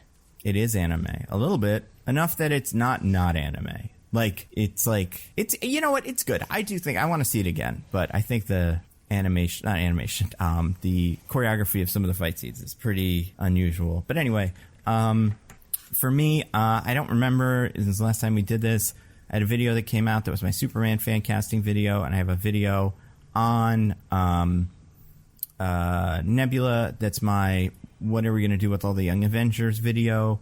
So you can watch that now on Nebula, and it'll be on YouTube soon, and then whatever's next will be on Nebula, which I'm not sure what that is, what the next video will be. Oh, I was on a podcast this week. I was on the show called Movies to Watch Before You Die, where it's one of those ones where everybody picks, like, the guest picks a movie and you talk about it. And my week was True Lies. Like, that was my movie. So that movie's great. Yeah, so you can listen to that on podcast apps and stuff. It's pretty fun.